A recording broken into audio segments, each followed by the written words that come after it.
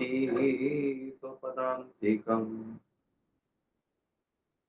अहं श्रीगुरो श्रीयुतपदकमलं श्रीगुरून् वैष्णवांच श्रीरूपं साग्रजातं सहगण रघुनाथान्वितं तं सजीवम् साद्वैतं सावधूतं परिजनसहितं कृष्ण चैतन्य देवं श्री राधा कृष्ण पादान् सहगण ललिता श्री विशाखान्वितांच हे कृष्ण करुणा सिंधु दीनबंधु जगतपते गोपेश गोपिका कांत राधा कांत नमोस्तुते सप्त कांचन गौरांगी राधे वृंदावनेश्वरी वृषभानुसुते देवी प्रणमामि हरिप्रिये आराध्य भगवान ब्रजेश तनय तदाम वृंदावनम रम्या कांचित उपासना ब्रजवधू वर्गेण या कल्पिता श्रीमद्भागवतं प्रमाण अमलं प्रेमा पुमार्थो महान् श्री चैतन्य महाप्रभु मतमिदं तत्रादरौ न परः। नमो विष्णुपदाय कृष्ण प्रेष्ठाय भूतले श्रीमते भक्ति वेदांत स्वामी इति नामिने नमस्ते सरस्वती देवे गौरवाणी प्रचारिणे निर्विशेष शून्यवादी पाश्चात्य देश तारिणे वाञ्छाकल्पतरुभ्यश्च च कृपा सिन्धुभ्य एव च पतितानां पावनेभ्यो वैष्णवेभ्यो नमो नमः। जय श्री कृष्ण चैतन्य प्रभु नित्यानंद श्री अद्वैत गदाधर श्रीवासादि गौर भक्त वृंद हरे कृष्णा कृष्णा कृष्णा हरे हरे हरे राम राम राम हरे हरे रूपं करोति वाचालं फलमुलं यतिगिरिं यत्कृपातमहं वन्दे परमानन्दमाधवम् श्रीगुरुदीनतारिणम् भूतैर्महद्वीयः इमां पुरो विभो निर्माय सेते यदनुसपुरुषः भुङ्क्ते गुणान् षोडशात्मकं सोऽलङ्कृतशिष्ट भगवान् वचन्ति मे सोऽलङ्कृतशिष्ट भगवान् वचन्ति मे गुरुवे गौरचन्द्राय राधिकाय तदालये कृष्णाय कृष्णभक्ताय तद्भक्ताय नमो नमः तद्भक्ताय नमो नमः तद्भक्ताय नमो।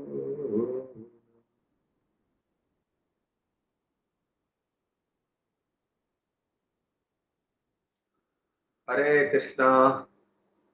तो आप सबके लिए जो प्रातःकालीन भागवत सप्ताह में उपस्थित हैं, हरे कृष्णा। हरे कृष्णा। हम हृदय से सबके लिए बहुत बहुत धन्यवाद करते हैं और विशेष करके हमारे जो सो चिंतक हैं हिज ग्रेश यशोदा कृष्ण प्रभु, उनके लिए हम हृदय से, उनके परिवार के लिए हम जो है हृदय से धन्यवाद करते हैं। और भगवान श्री गौरताई श्री कृष्ण बलराम श्री राधा श्याम कृष्ण ललिता विशाखा देवी और श्री प्रभुपाद के चरणों में हम उनके लिए प्रार्थना करते हैं। भगवान उनके ऊपर खूब कृपा दृष्टि रखे और उनका जो है परिवार को कृष्ण भक्ति में दिन दूनी रात चौगुनी उन्नति करे। साथ साथ में डॉक्टर तो है ही है, फिर भी हम उनके सबके परिवार के स्वास्थ्य के लिए भी और उनसे जुड़े हुए समस्त भक्तों के लिए हम उनके स्वास्थ्य के लिए और भौतिक उन्नति के लिए भी भगवान के श्री चरणों में प्रार्थना करते हैं। तो आज का जो श्लोक है और जो कल हुआ है, ये भगवान के उस स्वरूप का वर्णन कर रहा है हैं, जो योगी लोग अपने हृदय में धारण करते हैं, जिसका ध्यान करते हैं। सुखदेव गोस्वामी, सूत गोस्वामी बोलते हैं कि भगवान की जो अनुभूति है वो 3 प्रकार से होती है। वदंती ततत्व विद तत्व यत ज्ञान अद्वयम ब्रह्मेति परमात्मेति भगवान इति शब्दते। जो तत्वविद है उस तत्व का, उस परम तत्व का जो है अनुभव 3 प्रकार से करते हैं। जो ज्ञानी लोग हैं वो ब्रह्म के रूप में उनका अनुभव करते हैं। ज्योति प्रकाश, वो परम तत्व कैसा है? एक विशाल लाइट के समान है, ये विशाल प्रकाश है, वो ही परम तत्व। तो ये ज्ञानियों का लक्ष्य है परम तत्व, और योगियों का लक्ष्य है जो परमात्मा स्वरूप है, चतुर्भुज रूपधारी, जो हम सबके हृदय में वास कर रहे हैं। ये योगियों का लक्ष्य रहता है। और जो भक्त हैं उनका लक्ष्य है कि जो परम तत्व कैसा है, वो जो है एक पुरुष है, और विशेष करके जो है उसके 2 हाथ हैं, 2 पैर हैं, एक मनुष्य की फॉर्म में जो है उसका अनुभव करते हैं। और इस प्रकार जो है अलग अलग प्रकार के भक्तों के भाव के अनुसार भगवान उसी प्रकार का, जैसी रही भावना जैसे प्रभु मूरत जिन देखी तैसे, ये यथा माम प्रपद्यन्ते ताम तथैव भजामि। तो जैसी भावना है जिसकी, भगवान उसी प्रकार उनको दिखाई देते हैं। और जो बोलते हैं भगवान का कोई रूप नहीं, कोई आकार नहीं, तो उनको बिल्कुल दिखाई नहीं देते, न प्रकाश दिखाई देता है, और बाकी तो कोई दिखाई देने का प्रश्न ही नहीं उठता उनके लिए। बस वो लोग ऐसे ही संतुष्ट कर रहे हैं, हाँ भगवान है लेकिन निराकार, सर्वत्र फैले। तो भगवान उनके लिए बोलते हैं कि भाई ठीक है, तू देखना नहीं चाहता मेरे स्वरूप को, तो ठीक है, मैं भी जो है फिर क्या करता हूँ, अदृश्य रहता हूँ आपसे। तो उनके लिए भगवान अदृश्य हो जाता। तो यहाँ भगवान के जो चतुर्भुज नारायण है, जो परमात्मा स्वरूप से सबके हृदय में बैठे हुए हैं, क्या नाम है, जैसे भगवत गीता भगवान ने कहा है, परमात्मा द्वामिमौ पुरुषो लोके क्षर अक्षर एव च क्षर सर्वाणि भूतानि कूटस्थौ अक्षर उच्यते। उत्तमः पुरुषः तु अन्यः परमात्मा इति उदाहृत यो लोकत्रयम् आविश्य बिभर्तव्य ईश्वर। जो है एक एक क्षर और अक्षर से परे एक परमात्मा है। उत्तम पुरुष तु अन्य, उत्तम पुरुष एक और श्रेष्ठ पुरुष है, वो कौन सा? उसका नाम है उत्तम पुरुष, और लोग उसे परमात्मा कहते हैं। उत्तम पुरुष तु अन्य, एक क्षर और अक्षर से भी परे एक पुरुष और है जिसको उत्तम पुरुष कहते हैं, और उसका नाम है परमात्मा। अर्थात जो उत्तम पुरुष है, लोग उसको परमात्मा नाम से जानते हैं। यो लोकत्रयम् आविश्य, जो तीनों लोकों में प्रवेश करके और विवर्त्य अव्यय ईश्वर, वो अविनाशी ईश्वर क्या करता है? तीनों लोकों को धारण करके रखता है, उनका भरण पोषण करता है। तो ये जो परमात्मा है उसके जो है परमात्मा, जो विष्णु है, कौन? जो पहले विष्णु है क्षीरोदक्षाई विष्णु, कारदोक्षाई विष्णु, और जो है गर्भोदक्षाई विष्णु। तो जो क्षीरोदक्षाई विष्णु है वो ही परमात्मा के रूप में, जो क्षीर सागर में है, वो ही परमात्मा के रूप में सर्वत्र व्याप्त है, ठीक है ना।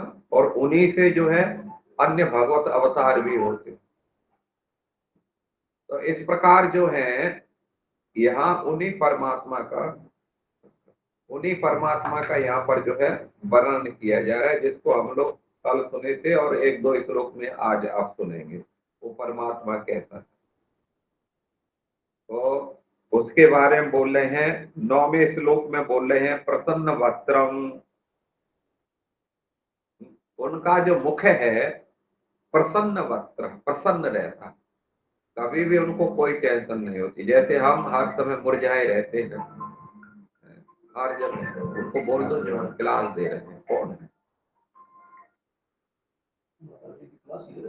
कौन है, नंबरी है। हाँ तो अच्छी और आज क्लास ले रहे हैं। तो उस परमात्मा के बारे में यहाँ बोल रहे हैं, उनका मुख कैसा है, तो प्रसन्न वक्त्रम, प्रसन्न चित्त है, खिला हुआ है। यानी इसका मतलब क्या है, जिनका मुख खिला हुआ है इसका मतलब वो टेंशन कम लेते हैं, और दूसरे लोग उनसे टेंशन ज्यादा लेते हैं, क्योंकि ये इतना प्रसन्न क्यों है कि नहीं। तो इसलिए वो टेंशन लेते नहीं और दूसरों को टेंशन देते, वो देते नहीं है, लोग अपने आप टेंशन लेते हैं, कोई किसी को टेंशन नहीं देता है, जबरदस्ती ले लेते। तो प्रसन्न वक्त्रम और नलिन आयतः, ईक्षण, नलिन आयतः, ईक्षण, उनकी आंखें कैसी हैं, तो मुख का वर्णन कर दिए, मुख कैसा है, खिला हुआ है, प्रसन्न चित्त। आंखें कैसी हैं, तो आंखों का वर्णन कर रहे हैं कि नलिन आयतः, नलिन आयत, नलिन बोलते हैं कमल, कमल की जो पंखड़ी है, मोटी मोटी आंखें हैं उनकी, हमारी बटन जैसी आंखें नहीं, छोटी छोटी, उनकी मोटी मोटी आंखें नलिन आयत, और लंबी है, जैसे कमल की पंखड़ी जो है थोड़ी लंबी रहती है। तो इस प्रकार की भगवान की जो है कैसी हैं, आंखें हैं। और उनके वस्त्रों का वर्णन कर रहे हैं यहाँ, कदम्ब किंजल का पिसंग वासम, भगवान के वस्त्र कैसे हैं, तो कदम्ब किंजल का, कदम पर जो कदम का पेड़ देखे हैं उसका जो फूल आता है वो कैसा होता है, केसर की तरह होता है, पीलापन लिए होता है। तो कदम्ब किंजल का पिसंग वाससम, अर्थात कमल के पेड़ पर जो खिला हुआ जो फूल है, जो केसर की तरह पीला होता है, ऐसे भगवान के वस्त्र हैं। और क्या है, लसन महारत्न हिरण्यमयांगदम, लसन महारत्न हिरण्यमयांगदम, और उनका जो लसत लटकी हुई जो माला है, भगवान के गले में बेजंती माला है और अन्य जो माला है, तो उन मालाओं में क्या है, लसन महारत्न है, रत्न जड़े हुए हैं। जो कहते हैं लसन, लसन का मतलब होता है झिलमिलाना, चमकना, रत्न, ये बोल रहे हैं कि लसत महारत्न और हिरण्यमय अंगदम, और जो है वो बोलते हैं हिरण्य में है, कैसे हैं, स्वर्ण, स्वर्ण की, स्वर्ण से बनी हुई माला है, स्वर्ण निर्मित माला है। एक तो भगवान जो है क्या नाम है, बेजंती माला पहनते हैं, ठीक है ना, वो 5 पुष्पों की बनी होती है, लेकिन इसके अलावा और कुछ नहीं पहनते हैं, नहीं, और भी बहुत सारी मालाएं भगवान धारण करते हैं, जो स्वर्ण आदि से, स्वर्ण से निर्मित हैं, और उसमें अनेक प्रकार के रत्न जड़े हैं, महारत्न, जिसको रत्न नहीं है, महारत्न जड़े हुए हैं, जो क्या कर रहे, झिलमिला रहे, चौंध, आंखें चकाचौंध हो रही है, आंखें ठहर नहीं पा रही उन मालाओं। तो लसत महारत्न हिरण्यमयागदम, हिरण्यमया अंगदम स्फुरत महारत्न किरीट कुंडलम, तो बोलते हैं उनकी माला में, उनके किरीट में, उनके कुंडलों में अनेक अनेक प्रकार के रत्न जड़े गए हैं।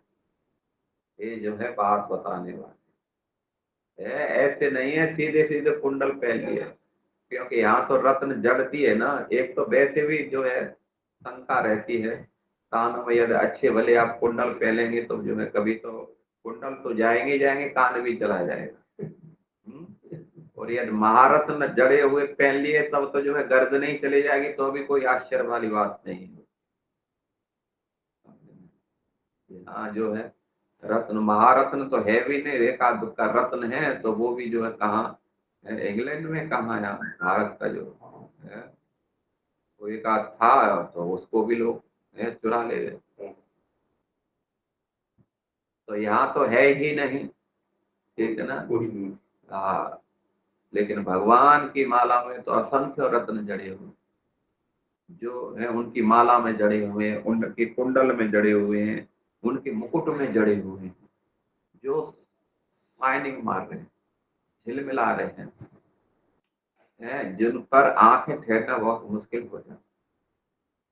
तो इस प्रकार जो है भगवान के उनका वर्णन चल रहा है। यहाँ पर उनके मुख का वर्णन हुआ और आंख का वर्णन हुआ, वस्त्रों का वर्णन हुआ, अनेक प्रकार की मालाओं का वर्णन हुआ। अब किसका वर्णन है आगे देखते हैं। तो अब जो है उनीन्द्र हृत पंकज कर्णिकालय योगेश्वरास्थापित पाद पल्लवम् श्रीलक्षणं कौस्तुभरत्नकन्धरम् अम्लान लक्ष्मया वनमालयाचितम्। तो बोलते हैं कि भगवान के जो हैं, जो चरण कमल हैं, योगेश्वरा स्थापित पाद पल्लव। दूसरी लाइन में जो दिया है, पुनीन्द्र हित पंकज कर्णिकालये योगेश्वरा स्थापित पाद पल्लवम्। योगेश्वरा स्थापित पाद पल्लव, भगवान श्री योगेश्वर के उस परमात्मा के जो पाद पल्लव हैं, उनके जो चरण कमल हैं, वो क्या है? उनीन्द्र हृत पंकज कर्णिकालये। उनीन्द्र हृत, जो योगियों का जो हृदय है, क्योंकि वो योगेश्वर है, योगियों के ईश्वर है, तो इसलिए जो योगियों के उस ईश्वर हैं, वो योगी लोग हैं, उन ईश्वर को कहाँ धारण करते हैं, या उनके चरणों को कहाँ धारण करते हैं। तो इसमें बता रहे हैं कि योगेश्वर स्थापित पाद पल्लवम, उनके जो चरण कमल हैं वो योगियों के उनीन्द्र हृत पंकज कर्णिकालय, जो उनका जो हृदय खिले हुए कमल की तरह जो उनका हृदय है, स्वच्छ हृदय है, जो कैसा है, उनीन्द्र पंकज कर्ण का आलय, जो खिला हुआ जो कमल रहता है, उसकी जो बीच में आप देख रहे हैं ना, एक पंख, उसको क्या बोलते हैं, कर्णिका, कमलों के फूलों के बीच का जो स्थान है, वो योगियों का हृदय है। और भगवान के चरण कमल जब वहीं स्थापित रहते हैं, या भगवान वहीं विराजमान है, उनके योगियों के खिले हुए कमल सदृश हृदय के पंकज में, कर्णिका में उनके जो है भगवान के चरण स्थापित है। इसलिए बोलते हैं ना, क्या है, जो योगी है हर समय ध्यान करते हैं, तो कहाँ ध्यान कर रहे हैं, इसमें हृदय में जो स्थापित भगवान है उस पर वो ध्यान करते हैं। हृदयेषु गोविंदमादि पुरुषम तमहं भजामि, यद पाद पल्लव बिन, नहीं वो अलग चीज है। तो जो भी है, इस श्लोक मुझे याद नहीं आ रहा, लेकिन फिर भी ये है, पहला जो है बता रहे हैं कि जो भगवान परमात्मा स्वरूप है वो कहाँ वास करते हैं, तो योगियों के सुंदर खिले हुए हृदय रूपी जो कर्णिका है, उस पर भगवान का वास रहता है। और शीलक्षणम कौस्तुभर्ण रत्नकंधरम् अमलाय लक्ष्म्या वनमाल्य आचितम्। श्री लक्ष्य और भगवान का वो वक्षस्थल कैसा है, योगियों का वक्षस्थल तो बता दिए, कमल की करना है, जो कमल है, जो खिले हुए कमल का फूल है, उसके बीच में जो कर्णिका है, ऐसा योगियों का वक्षस्थल। और भगवान का वक्षस्थल तो श्री लक्षणम, भगवान का वक्षस्थल कैसा है, श्री लक्षणम, श्री से युक्त है, एक सुनहरी, यहाँ पर जो है, क्या नाम है, जो लक्ष्मी जी है, लक्ष्मी जी को भगवान ने वक्षस्थल पर स्थान दिया, लेकिन लक्ष्मी जी कभी भी भगवान के वक्षस्थल पर नहीं रहती, हमेशा लक्ष्मी जी भगवान के चरणों में रहती है और हमेशा हाथ है उनके पैरों को दाबती है। तो इसलिए स्थान तो दिया है लक्ष्मी जी को वक्षस्थल पर। तो लक्ष्मी केवल अपनी पहचान के लिए एक स्वर्णिक, एक सोने की जैसी जो है, क्या नाम है, एक आकृति यहाँ पर है, कुछ बाल जो है भगवान के स्वर्ण जैसे जो है बाल है, जिसको श्री वत्स बोलते हैं, लक्ष्मी जी का रहने का स्थान बोलते हैं। तो जो भगवान का वक्षस्थल कैसा है, जिस वो श्री श्री युक्त है, और कौस्तुभा रत्न कंदर, और कौस्तुभ मणि, भगवान एक मणि धारण, कुछ कौस्तुभ मणि धारण करते, अलंकार में जो है माला है जिसमें कौस्तुभ आदि अनेक प्रकार के मणियां जड़ी हुई, जिसके पहले रत्न जड़े थे, अब कौस्तुभ मणि है, ये मणि है। जैसे अश्वत्थामा के सर पर मणि थी, तो उसको जो है अर्जुन के द्वारा भगवान ने कहा इसको उतार लो, क्योंकि उसने वो छोड़ा था, ब्रह्मास्त्र छोड़ा था। कहाँ ब्रह्मास्त्र छोड़ा था, तो अभिमन्यु का जो उत्तरा के गर्भ में जो पुत्र था, अभी गर्भ में था, उसको मारने के लिए जो है अश्वत्थामा ने ब्रह्मास्त्र छोड़ दिया।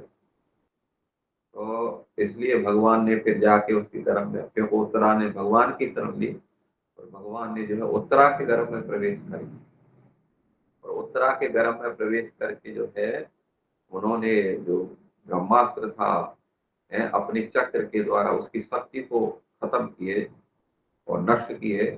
और भगवान, हालांकि उसके द्वारा, ब्रह्मास्त्र के द्वारा जो गर्भ था बिल्कुल नष्ट हो गया था, दग्ध हो गया था, लेकिन भगवान ने अपनी अमृतमयी दृष्टिपात फिर गर्भ को पुनः जीवित कर। तो इसके बाद में जो है, हाँ, पहले जो है उन्होंने छोड़ा था, क्या किया था, द्रौपदी के 5 पुत्रों को मार दिया, सोते हुए पुत्रों को मार दिया।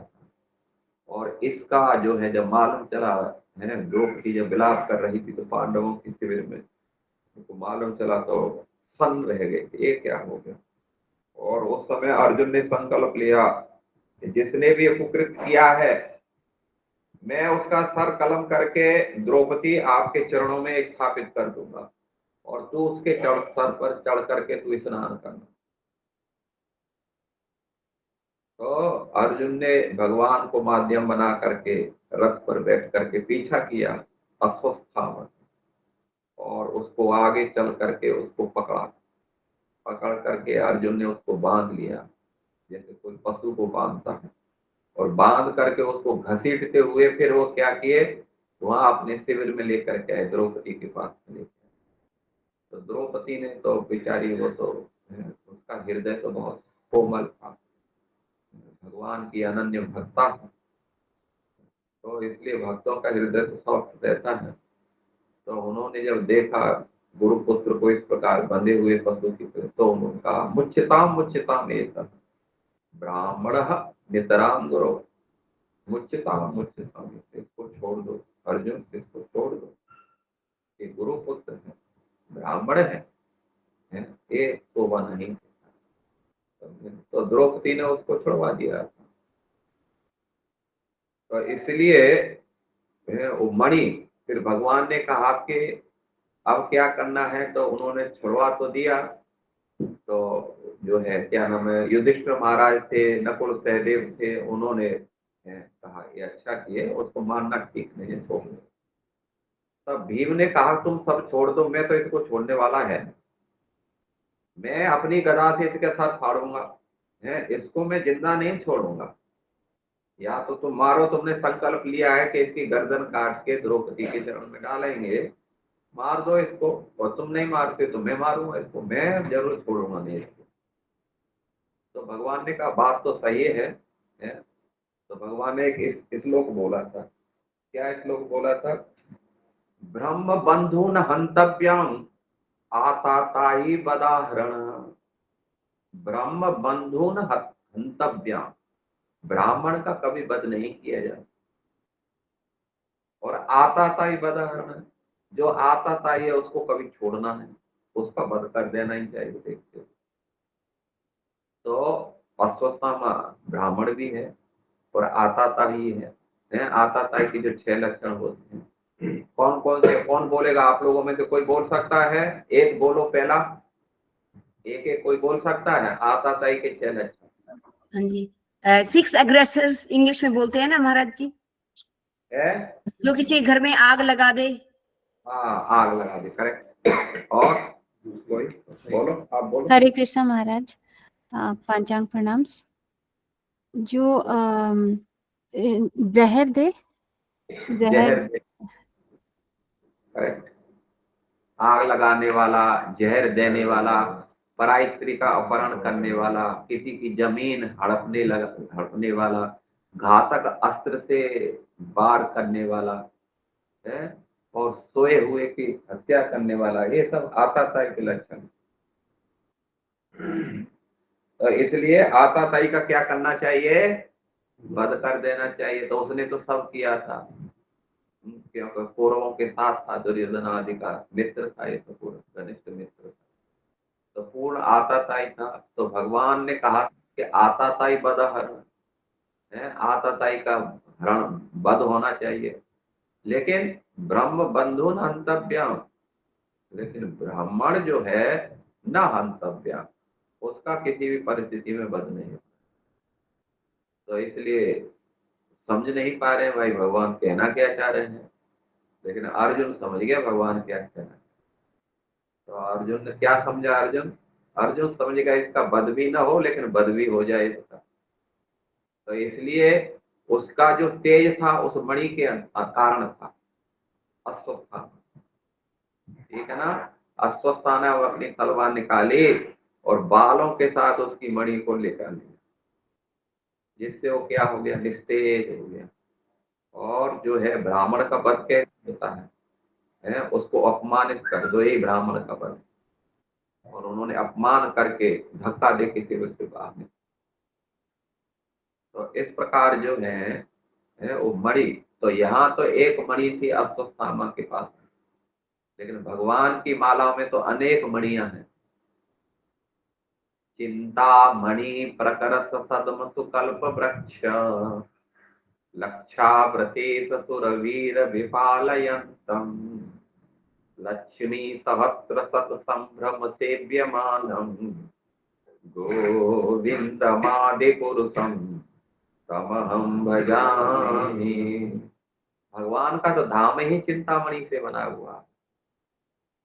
चिंतामणि प्रकरस सदमसु कल्प वृक्ष है। भगवान की दीवालें, उस भवन, जो वैकुंठ की दीवाल और जो है फार, सब चिंतामणि के बने हुए हैं।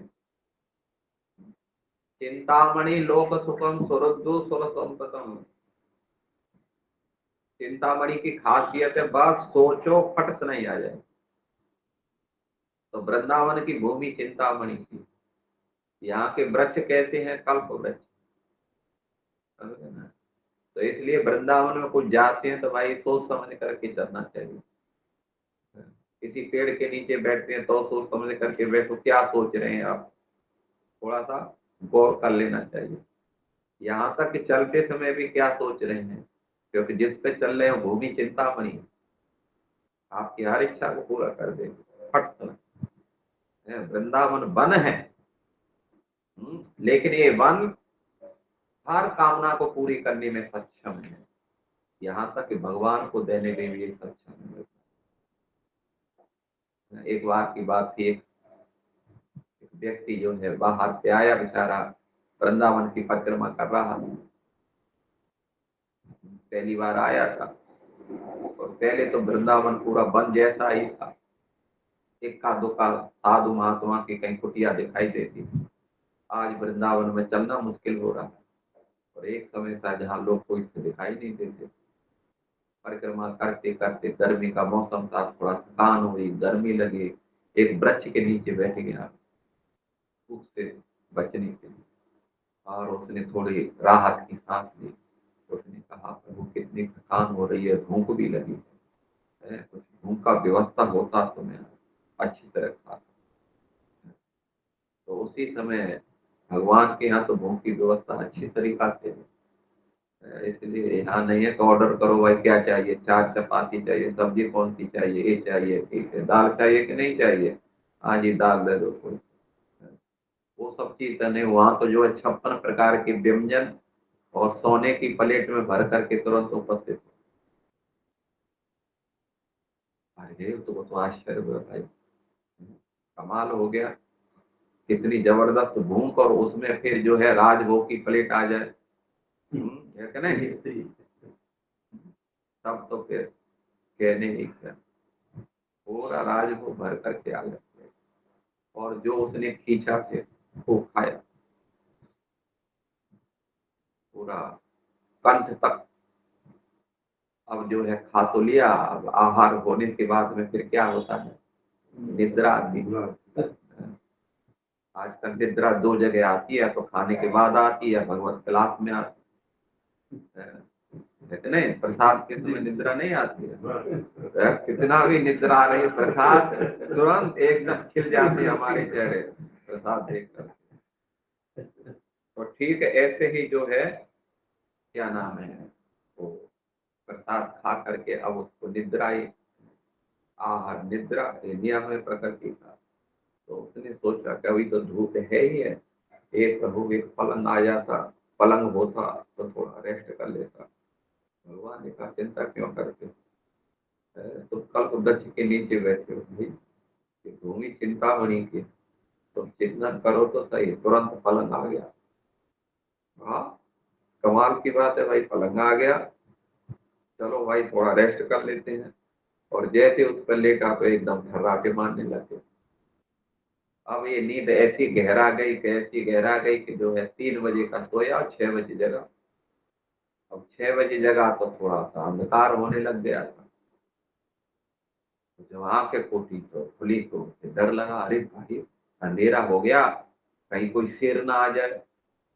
तो उन्होंने देखा कि सामने से शेर आ रहा है, अरे शेर आ गया, अरे कहीं खा ना जाए, आक्रमण कर दिए, और जो महाप्रसाद उसने खाया था शेर ने उसको ही खा लिया।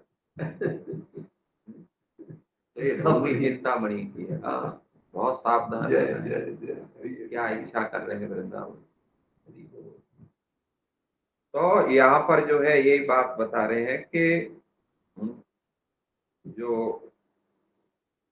जो भगवान के गले में जो मालाएं पड़ी हैं वो कैसी हैं, एक तो उनका वक्षस्थल जो है श्री से युक्त है, और कौस्तुभ रत्न रत्न कंधर कंधरम अमनाय लक्ष्मण अमनलाक्ष अमलाय, अमलाय का मतलब होते हैं न मलाय, मतलब मुरझाने वाली मालाएं नहीं है। आज मैं देख रहा था वो वृंदावन में जो समाधि में जो माला निकलती है बिल्कुल एकदम सूख गई थी। आज मैं देख रहा था जो आरती हो रही थी ना, सुबह की मंगला आरती हो रही थी, तो सूख गई थी उसमें। लेकिन भगवान के जो है गले की जो मालाएं हर समय फ्रेश रहती हैं, कभी सूखती नहीं, इसलिए अमलाय अमलान है, अमलाय लक्ष्य सौंदर्य वन मालया चितम, और कैसी है, बहुत अट्रैक्शन है उसमें, सुंदर है और सुगंधि से पूरित है। उसकी सुगंधि उन मालाओं से निकलने वाली जो सुगंधि है ना, वो क्या होता है कि जो भौरे हैं, भौरे जो है उसकी सुगंधि से आकर्षित हो जाते, और वो जो है उसका रस लेने के लिए क्या करते हैं, उस माला के ऊपर भू भू भू भू भू मड़राते रहते, मानो आगे आगे भगवान का गुणगान करते हुए चल रहे हैं। हरे कृष्ण कृष्ण कृष्ण हरे हरे, हरे राम राम राम हरे हरे। हरे माला धारण किए हुए हैं और वन मालया, अर्थात फूलों की पुष्पों की मालाएं, अनेक प्रकार की माला धारण कर। भगवान श्री कृष्ण भी माता यशोदा है, उनको जो है सजा करके भेजती थी। कभी ऐसा नहीं कि बिना ऐसे ही चलो गायों को ले जाओ। पहले उनको नहलाती थी, सुंदर वस्त्र पहनाती थी, तिलक लगाती थी, बालों को संवारती थी, अनेक प्रकार के फिर आभूषण धारण कराती, नक से लेकर के सिर तक। इन आभूषणों को धारण करके भगवान जब वन में जाते थे, वन में प्रवेश करते थे, तो फिर उनका दोबारा से श्रृंगार होता था। वो तो है ही है। फिर अब जो है जंगली जितने भी क्या नाम है वनस्पतियां हैं, फल हैं, फूल हैं, पत्तियां हैं, टहनियां हैं, क्या क्या ला करके फिर उनको जो है फिर श्रृंगार किया जाए अनेक प्रकार से। तो भगवान को जो है क्या नाम है फल फूल पत्तियां ये खूब मतलब अच्छा लगता, नेचुरल चीजें अच्छी लगती, वहां भगवान को श्रृंगार किया जाता था। और उनकी कपोलों उनकी गालों पर क्या किया जाता था, अनेक प्रकार के जो पत्थर लिए जाते थे, लाल वर्ण का है, कोई सफेद वर्ण का है, कोई काले वर्ण का है, कोई पीत वर्ण का, कोई हरे वर्ण का, और उनको घिसते थे वो लोग। और घिस करके फिर क्या करते, उनको टिपकी लगाते थे, उनको सजाते। जैसे हम देखते हैं अनेक मंदिरों में भगवान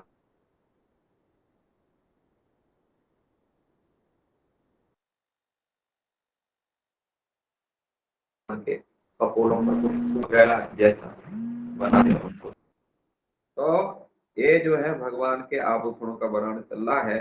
तो अब जो है प्रभुपाद जी तात्पर्य में लिख रहे हैं यहाँ पर कि भगवान के दिव्य शरीर के आभूषण, पुष्प, वस्त्र तथा अन्य सारे अलंकरण भगवान के शरीर से अभिन्न हैं।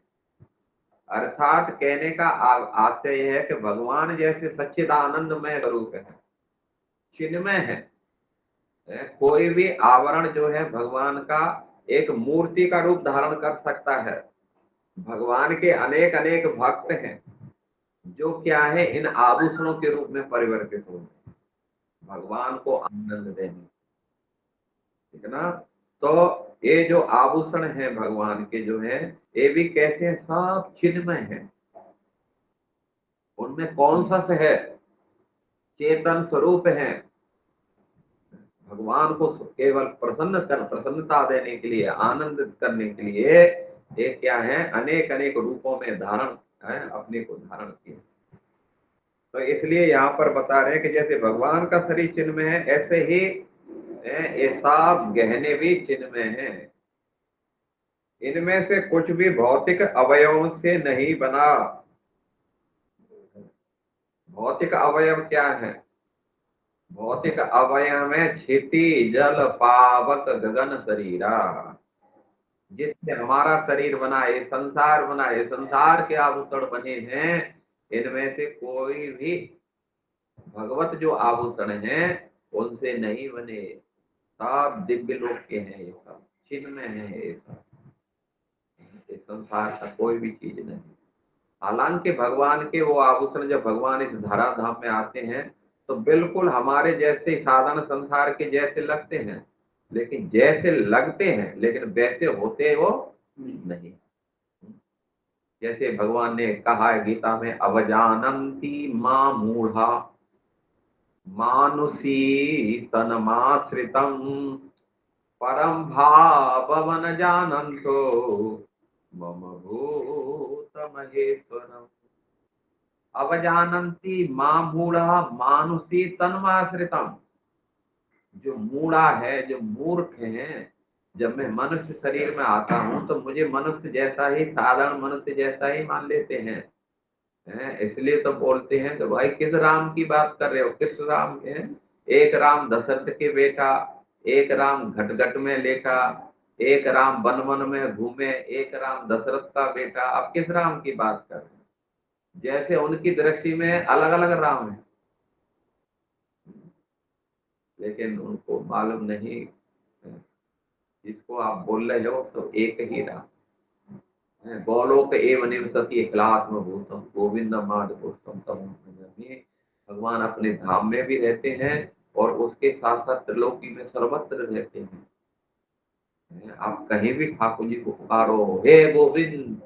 जब द्रौपदी ने पुकारा था तो द्रौपदी हस्तिनापुर में थी, उनका जब वस्त्र हरण हो रहा था। और भगवान कहाँ थे उस समय? भगवान थे उस समय द्वारका। द्वारका से हस्तिनापुर कितना दूर है? मेरा अंदाज है 1000 किलोमीटर हो द्वारका से है, ज्यादा ही होगा। हाँ, तो अब सोचो कि वहां भगवान है और द्रौपदी यहाँ, लेकिन यहाँ से हाथ उठा करके उसने भगवान को पुकारा, कृष्ण कृष्ण द्वारिका वासी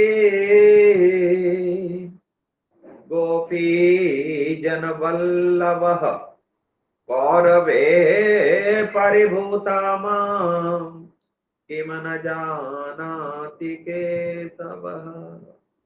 हे केशव, हे द्वारकावासी, कृष्ण के कृष्ण द्वारकावासी, गोपी जन वल्लभ, हे गोपियों के प्राणपति, कौरवे परिभूता माम, हे दुष्ट दुर्योधन आदि किस प्रकार मेरा अपमान करे जा रहे हैं।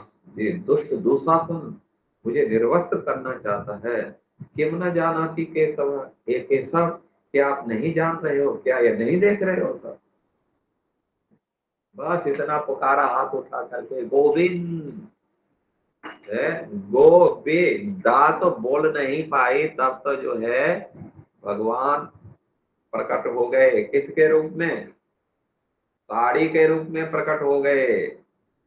साड़ी है कि नारी है, कि नारी बीच साड़ी है, कि साड़ी ही नारी है, कि नारी ही साड़ी है, क्या है ये सब? और दुशासन जो खींच रहा था उस वस्त्र को, भगवान वस्त्रावतार वहां पर धारण किए और खींचते खींचते पहाड़ लग गया हिमालय जैसा। 10,000 हाथियों की ताकत रखता था दुशासन। खींचते खींचते थक गया, पसीना पसीना हो गया और बेहोश होकर के गिर पड़ा, लेकिन वस्त्र का कहीं जो है ओर छोर नहीं आया। सब आंख फाड़ फाड़ करके देख रहे हैं, चश्माओं को बाहर निकाल निकाल करके दूर तक ले जा करके देख रहे हैं चल क्या रहा है। द्रौपदी की एक साड़ी और एक पहाड़ जैसी साड़ियां हो गई, एक क्या किसका कहीं अंत है कि नहीं है? तो ये भगवान जो है कहाँ है क्या है कोई फर्क नहीं पड़ता, जहां से भी आप पुकारोगे भगवान वहीं प्रकट हो जाए। तो इसलिए भगवान के जो है आभूषण है, वस्त्र है, उनका हर एक आइटम फुल पावर में है, फुल पोटेंशियल चिन्ह में है, कुछ भी दे सकता। तो इसलिए यहाँ पर यही बात बताई गई है कि उनके आभूषण, पुष्प, वस्त्र है, उनके अलंकरण, ये सब भगवान के शरीर से अभिन्न है। लेकिन जो हम बोल रहे थे कि जो मूर्ख लोग हैं, जो नास्तिक हैं, वो भगवान को अलग समझ लेते हैं। ये तो दशरथ के पुत्र हैं, ये तो एक राजा थे, थोड़ी कोई भगवान है। ये तो वसुदेव के पुत्र हैं, नंद बाबा के ग्वाले हैं। जैसे अब उसने कहा था, शिषपाल ने कहा था, ये ग्वाला, इसकी अग्र पूजा होनी चाहिए।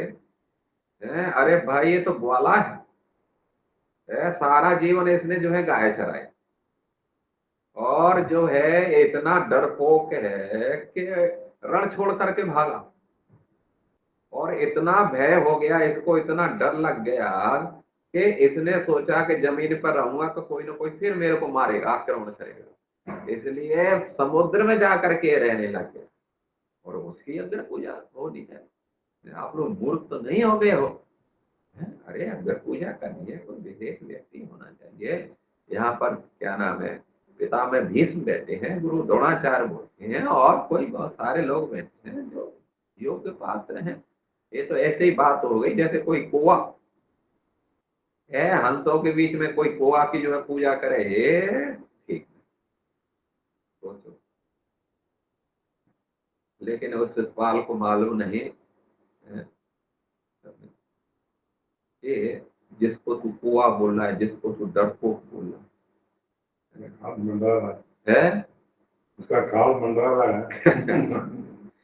बस है। अब शिषपाल के मुख से शिषपाल नहीं बोल रहा है, उसका काल बोल रहा है।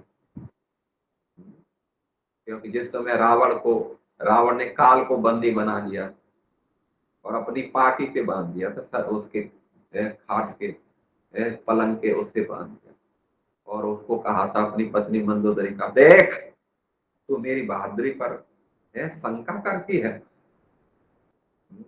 मैंने अब काल को भी बांध करके अपनी उससे बांध दिया है। तो मंदोदरी की आंखों से आंसू निकले। तू रो रही है?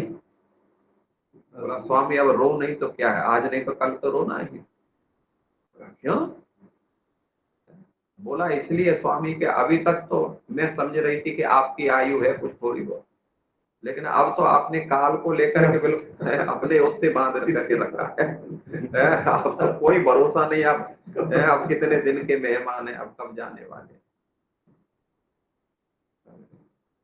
तो इसलिए यहाँ भी देख रहे हैं हम जो है क्या नाम है, जो शिषपाल है उल्टी सीधी बात कर रहा है। हालांकि पांडव लोगों ने अपने अस्त्र शस्त्र उठाए, भगवान ने कहा कोई उठाने की जरूरत नहीं, इसका एक सेकंड भी नहीं लगेगा, इसको जो है इनका निकल जाने दो, इसको थोड़ा शुद्ध हो जाने दो, बोलने दो इसको, और वॉल्यूम इसका बढ़ा दो, तेज कर दो, जिससे जो है सब कुछ निकल जाए। तो शिषपाल ने को बोला, अंत में जो है क्योंकि भगवान ने आशीर्वाद दिया था उसकी माता को, 100 गलतियों को माफ करूंगा, एक एक गलती मृत्यु दंड के जैसी होगी, लेकिन ऐसी 100 गलतियों को क्षमा करूंगा।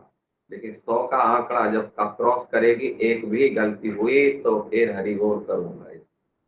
और जैसे ही 100 गाली दिया और ऐसे ही शिषपाल को दिया, शिषपाल अब तुम्हारी लक्ष्मण रेखा है, सीमा से उधर ही रहना, अब क्रॉस मत कर देना, नहीं तो हरिबोल हो जाएगा तेरा। लेकिन वो कहा मानने वाला, तो जैसे फिर गाल दिया तो भगवान ने चक्र छोड़ फिर एक सेट में कट के हरिबोल।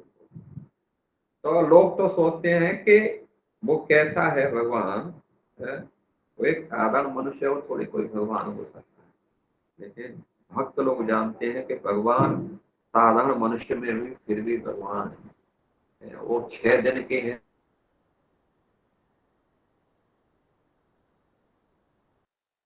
कितना थे 18 माइल 18 योजन नहीं थे, 18 माइल ऐसा कुछ था, उतनी लंबी थी वो, और 9 माइल ऐसा कुछ चौड़ी थी, और एक माइल एक योजन है हाँ, वो मोटी थी, ठीक है ना। तो 18 माइल की जो पूतना को भगवान ने कितने दिन के थे, भगवान 6 दिन के, छठी का उत्साह हुई जो है ठीक से दूध भी नहीं पी पाती, आंख तक नहीं खुली थी उनको भगवान ने जो है ऐसे मार दिया जैसे कि कोई सोच भी नहीं समझ। तो भगवान लगते हैं हमारे जैसे, लेकिन हमारे जैसे होते नहीं हैं। तो इसलिए यहाँ बता रहा है कि उनके जो आभूषण है, उनके जो अवयव हैं, कोई भी भौतिक अवयवों से नहीं बना, क्षितिजल पावक गगन शरीर से, भूमि आप अनलो वायु खम, इससे कुछ भी नहीं बना है। अन्यथा वह भगवान के शरीर को अलंकृत नहीं कर सकते। इस संसार की वस्तु तो भगवान के शरीर पर वहां तक पहुंचे ही नहीं पाती, इनकी पहुंचे ही नहीं। इस संसार की भौतिक जगत की तक सीमित है, उसके ऊपर तो जो है चिन्मय जगत है, और चिन्मय जगत में चिन्मय ही आइटम चाहिए। तो इसलिए हमारा जो आत्मा है वो चिन्मय जगत में जाता है, शरीर भौतिक जगत का, इसलिए यहाँ छूट जाता है, यहाँ रह जाता है। तो इसी तरह परम व्योम में आध्यात्मिक विविधता भी भौतिक विविधताओं से भिन्न प्रकार की होती है। यहाँ जो विविधता है सब भौतिक है, प्रकृति के द्वारा बनाई हुई है, त्रिगुणमयी है, त्रिगुणमयी। भावई एवि सर्व इदम जगत मोहितम ना विजानाति माव्य में परमव्ययम त्रिविध गुणमयी राधावी। 3 गुणों से निर्मित सब वस्तु है, इनमें इन्हीं का प्राकट्य है। लेकिन भगवान का धाम तो त्रिगुणातीत है, ये अतीत है। इस संसार की कोई वस्तु उसमें प्रवेश नहीं कर सकती, इसलिए जो आत्मा है वो त्रिगुणातीत है, तो वो ही भगवान के धाम में प्रवेश करता है। तो इस प्रकार यहाँ पर जो है भगवान के अनेक सुंदर अलंकारों का वर्णन किया गया है, और आगे आप लोग इसको पढ़ लेने का है। तो यही हम समाप्त करते हैं। आप लोगों का कोई प्रश्न है तो आप हमसे पूछिएगा, कुछ पूछना चाहते हैं तो पूछो। हरे कृष्ण। हरे कृष्णा महाराज, दंड प्रणाम। धन्यवाद। महाराज बहुत सुंदर कथा महाराज। हरे हरे बोल। हाँ, महाराज का विशेष कृपा के दिन अहेतु की कृपा हम जो पढ़ते हैं वो अहेतु की कृपा है एक वैष्णव की, तो हम लोग लेते नहीं है, आप कृपा करते हैं। पूरा है, बोलो। हाँ, फिर से बोलो। मैं कह रहा हूँ महाराज आपका तो अहेतु की कृपा है। यशोदा कृष्ण प्रभु, हाँ बोलो। जी महाराज, मैं कह रहा हूँ आप तो विदाउट टर्म एंड कंडीशंस, कोई रिजर्वेशन के बिना हमें कृपा दे रहे हैं, आ रहे हैं, लेकिन हम सब ले नहीं रहे। हम इतने बदमाश हैं इतने गड़बड़ है हम लोग कि आपकी विशेष कृपा, वृंदावन की कृपा, तो कहते हैं ना कृष्ण कृपा मूर्ति, अब वृंदावन कृपा मूर्ति है। आप महान दयालु हैं, कृपालु हैं। आप जो है इतना सब बिजी शेड्यूल में भी हम तो इसी के लिए छोड़े गए हैं। हम लोगों को पास इसीलिए जा रहा है कि हम कुछ करें, और आप अब मेरा आपकी तो बोलेगा आप बिजनेस जॉब भी है, अपना बिजनेस है, हॉस्पिटल है, फिर प्रचार भी कर रहे हैं, क्लास भी दे रहे हैं, दूसरों को भी आमंत्रित कर रहे हैं, कितना कितना सारी रिस्पॉन्सिबिलिटी। नहीं महाराज ऐसा कुछ नहीं। आप तो इसलिए जितना आपका योगदान है उतना तो हमारा नहीं, हम तो ना के बराबर। ये महाराज हाथी के दांत दिखाने जैसे हैं बस। तो महाराज मेरा प्रश्न था कि आपने एक तो अंतिम में बताया कि हाँ त्रिगुणातीत आत्मा ही भगवत धाम जा पाएगी, और शुरुआत में आपने बताया था कि जो वैष्णव जन है उनका तितिक्षुआ कारुणिका, जैसे भी कपिल देव देवती माता को बोलते हैं भक्त के गुण, तो वैष्णव जन, हाँ वैष्णव जन तो करुणामय होते हैं, सॉफ्ट हार्ट होता है, आपने बताया था सॉफ्ट हार्ट रहता है, आपने बताया हृदय उनका सॉफ्ट रहता है। लेकिन हम देखते हैं कि ना हमारा हृदय तो पाषाण जैसा है, कठोर है, और बहुत जल्दी ना अपमान को पकड़ लेते हैं, बहुत जल्दी मान नहीं मिलता तो घबरा जाते हैं। और ठीक है। ये मतलब ना तो ये प्रश्न क्या है? जी महाराज, जी महाराज प्रश्न क्या है फिर, मैं समझा नहीं थोड़ा। मेरा प्रश्न यही महाराज कि ना हम जो प्रोसेस तो हम जैसे कर रहे हैं, तो उस प्रोसेस से क्या कोई फर्क, मतलब कोई फर्क पड़ेगा जिस तरह से चल रहा है हमारा, जिस प्रोसेस को वी आर फॉलोइंग? क्यों नहीं भाई, ये प्रोसेस जो कर रहे हैं हम, ये प्रोसेस है ना। इसी को करने से ही जो वैष्णव होते हैं, जो भक्त होते हैं, जो भगवान का भजन करते हैं, तो फिर धीरे धीरे करके ये जड़ शरीर भी चिन्मयता को प्राप्त कर लेता है। ठीक है ना। जीव जो है, ये शरीर जो है, भजन करते करते कि भगवान की जो भजन की जो महिमा है, जैसे पारसमणि के संपर्क में लोहा सोना परिवर्तित हो जाता है, बहुत इस संसार में भी देखा जाता है। पारसमणि के संपर्क में लोहा हो जाता है। कुछ केमिकलों के मिश्रण से बहुत कुछ चीजें बनाई जा सकती हैं। तो ऐसे ही ये शरीर भी जो है भक्तों का जो शरीर होता है दिव्य होता है। तो अब प्रश्न ये उठता है कि जब भक्तों का शरीर दिव्य है तो छोड़ते क्यों इस शरीर को?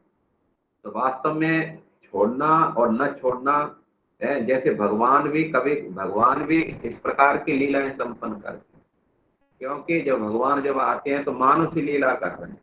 तो मानुषी लीला का मतलब होता है शरीर छोड़ना है। भगवान का शरीर कोई आत्मा शरीर अलग है नहीं, छोड़ेंगे किसको को? लेकिन फिर भी इस प्रकार की लीला करते हैं ठाकुर जी। तो ऐसे ही भक्त भी जो है उनका शरीर चिन्मय होता है, भजन का प्रभाव होता है कि इस शरीर में ये चिन्मयता को प्राप्त कर ले।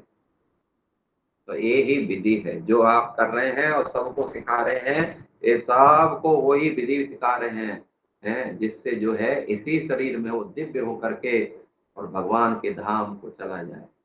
तो आप पहले से ही सारी चीज को भक्तों को सिखा रहे हैं। यही विधि, यही प्रोसेस है ना। तो इसलिए हमें जो भक्तों का जो होता है, भक्त भगवान महान है, भगवान का भजन करने से भक्त महान हो जाते उनके आशीर्वाद से। तो इसलिए जो है एक विधि को आप बता रहे, भगवान का कथा है, कीर्तन है, नाम है, जिसमें हम लगा रहे भगवत सेवा है, ये सब दिव्य है। इनके संपर्क में आने से वो भी दिव्य बन जाते, जो भी इनके संपर्क में है वो भी दिव्य बन जाते। परंतु महाराज हम जो हमारी बुरी आदतें हैं, बैड हैबिट्स हैं, बुरी आदतों को हम छोड़ते नहीं हैं। मतलब वेदी भक्ति बुरी आदतों को छोड़ नहीं पाते हैं। हम अपनी बुरी आदतों को छोड़ नहीं पाते हैं। इस प्रोसेस बुरी को आदतों को छोड़ते नहीं है महाराज, उसको पीछे नहीं छोड़ते हैं। छोड़ते नहीं। जी महाराज। आपको छोड़ने की जरूरत है ही नहीं, वो अपने आप छुड़ा देते हैं। जैसे शरीर कोई नहीं छोड़ना चाहता, लेकिन समय आता है तो मालूम ही नहीं चलता कब छुड़ा दिया उसने हमसे। तो ऐसे ही ये जितनी भी आदत है ना, कुछ करने की जरूरत नहीं है, बस भगवान का भजन करो। भजन करने से यह भगवती अकिंचना सर्वै गुण तत्र समासते सुरा, यस्यास्ति भक्तिर भगवती अकिंचना, जो भगवान की भक्ति करता है अकिंचन भक्ति, निस्वार्थ भाव से, तो सर्वै गुण तत्र समासते सुरा, अपने आप सारे दैवी गुण उसके अंदर प्रवेश कर जाते हैं। हमें कुछ करने की जरूरत नहीं, बाहर से कुछ लाने की जरूरत नहीं है। जहाँ भक्ति महारानी है, ज्ञान वैराग अपने आप आ जाते हैं, क्योंकि ज्ञान वैराग उनके पुत्र हैं। भक्ति सुतौ तौ तरुणो गृहीत्वा प्रेमे रूपा सहसा विराज। तो इसलिए भजन करो। इसलिए वृंदावन में ज्ञान वैराग भी बीमार पड़ गए थे, बूढ़े हो गए, कोई चाहा नहीं उनको, ठीक है ना। तो इसलिए भक्ति ही एक चिन्ह है, वो है एक चिन्हमय है। तो इसलिए भक्ति करने से वो चिन्हता को प्राप्त कर लेता है। चिन्हता को प्राप्त करते ही उसके जो सब तंदूषण खत्म हो जाती है। जैसे जैसे प्योरिटी, जैसे जैसे शुद्धिकरण बढ़ता है, जो है गंदगी वैसी वैसे खत्म हो जाती है, उतने ही % में शुद्ध हो जाता है। तो इसलिए सब कुछ तो यही करेगा, और कुछ बाहर से कुछ करने की जरूरत नहीं। इसलिए भक्तों को केवल भजन करना है, कथा सत्संग सुनना है, सेवाएं करनी है, बाकी सब कुछ अपने आप आ जाएगा। सर्वै गुण तत्र समासते सुरा, सारे दैवी गुण, आध्यात्मिक गुण, अच्छे अच्छे गुण अपने आप उसमें प्रवेश करें। तो बस और कुछ करने की जरूरत है, यही करना जो कर रहे हैं आप लोग, हम सभी तो ये कर रहे हैं, और क्या। कोई गुण खरीदता नहीं, जोधपुर से कुछ खरीद लो, इधर नागौर से कुछ खरीद लो, कुछ यहाँ से, सब भजन करने से अपने आप दिव्यता को प्राप्त। कहाँ शुरू में हम लोग कितने दुष्ट स्वभाव के थे, अब थोड़ा भजन करने से जो है थोड़ी बहुत झलकता है, कभी कभी झलकती है लोगों को देख करके। पहले तो कुछ गड़बड़ दिखाई देता और हंसी आता था, मजाक करते थे, देखते ना, पहले लोग मजाक करते थे, बड़े बूढ़ों से खूब मजाक करते थे, जो जितना गाली देता था उतना ही और मजा लेते थे। पिक्चर देखने में मजा आता था, गाने सुनने में मजा आता था, न्यूज पढ़ने में मजा आता था, हंसी मजाक करने में मजा आता था, लेकिन अब डर लगता है, शर्म लगती है। तो ये सब कहाँ से परिवर्तन? ये तो सब भक्ति महारानी का आशीर्वाद है, भगवत आशीर्वाद। तो ऐसे ही परिवर्तन होता जाएगा। तो सब तो इसलिए कुछ करने की जरूरत नहीं है। चांद एंड भी है, भजन करो, बस सब ठीक ठाक हो जाए, सब प्रसन्नता आ जाए। हरे कृष्ण। ठीक है ना? जी जी महाराज। यशोदा कृष्ण प्रभु। यस यस महाराज, बिल्कुल महाराज। जी जी। और कोई किसी का प्रश्न है कुछ?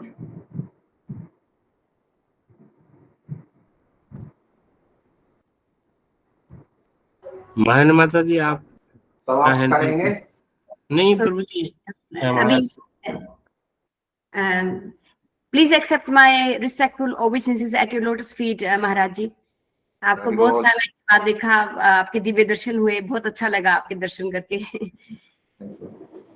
महाराज जी मेरा प्रश्न था श्रीवत्स के बारे में। श्रीवत्स जो चिन्ह है, हाँ जी, जो विष्णु जी की छाती पे जो श्रीवत्स का चिन्ह है, आपको मेरी आवाज आ रही है महाराज जी? हाँ अभी आ रही है, बोलो। हाँ जी, जो छाती पे विष्णु जी के चिन्ह होता है श्रीवत्स का, जिसमें कि लक्ष्मी उनके छाती पे वास करती है, और यहाँ पे लिखा है कि एक बछड़े का भी चिन्ह है, लेकिन ये यहाँ पे कुछ क्लियर नहीं समझ में आ रहा मुझे, ये कौस्तुभ मणि पे चिन्ह है या ये छाती पे चिन्ह है? और अगर छाती पे है ये चिन्ह, तो एक्चुअली मैंने इसके बारे में कभी सुना नहीं महाराज जी, इसके पीछे क्या पास टाइम है कि उनकी छाती पे बछड़े का चिन्ह है, विष्णु जी के छाती पे? नहीं, श्रीवत्स का चिन्ह है। कुछ भगवान के जो बाल हैं वक्षस्थल के, वो क्या नाम है, बिल्कुल सोने के जैसे हैं, सुनहरे बाल। यहाँ भगवान वक्षस्थल, तो उसको श्रीवत्स चिन्ह बोल। बछड़े का तो मैंने नहीं सुना, श्रीवत्स का चिन्ह सुना है, और आप जो सुने होंगे शायद, हो सकता है, मैंने तो नहीं सुना है। लेकिन श्रीवत्स चिन्ह है जो भगवान के, जो है भृगु वस्त्र भी बोलते हैं उसे। भृगु वस्त्र, भगवान के पदाघात, जो भृगु मुनि ने भगवान के वक्षस्थल पर लात मारी थी श्री देव इच्छा करने के, वो भी एक चिन्ह है, और ये भी एक चिन्ह है। ये आई थिंक इसमें वो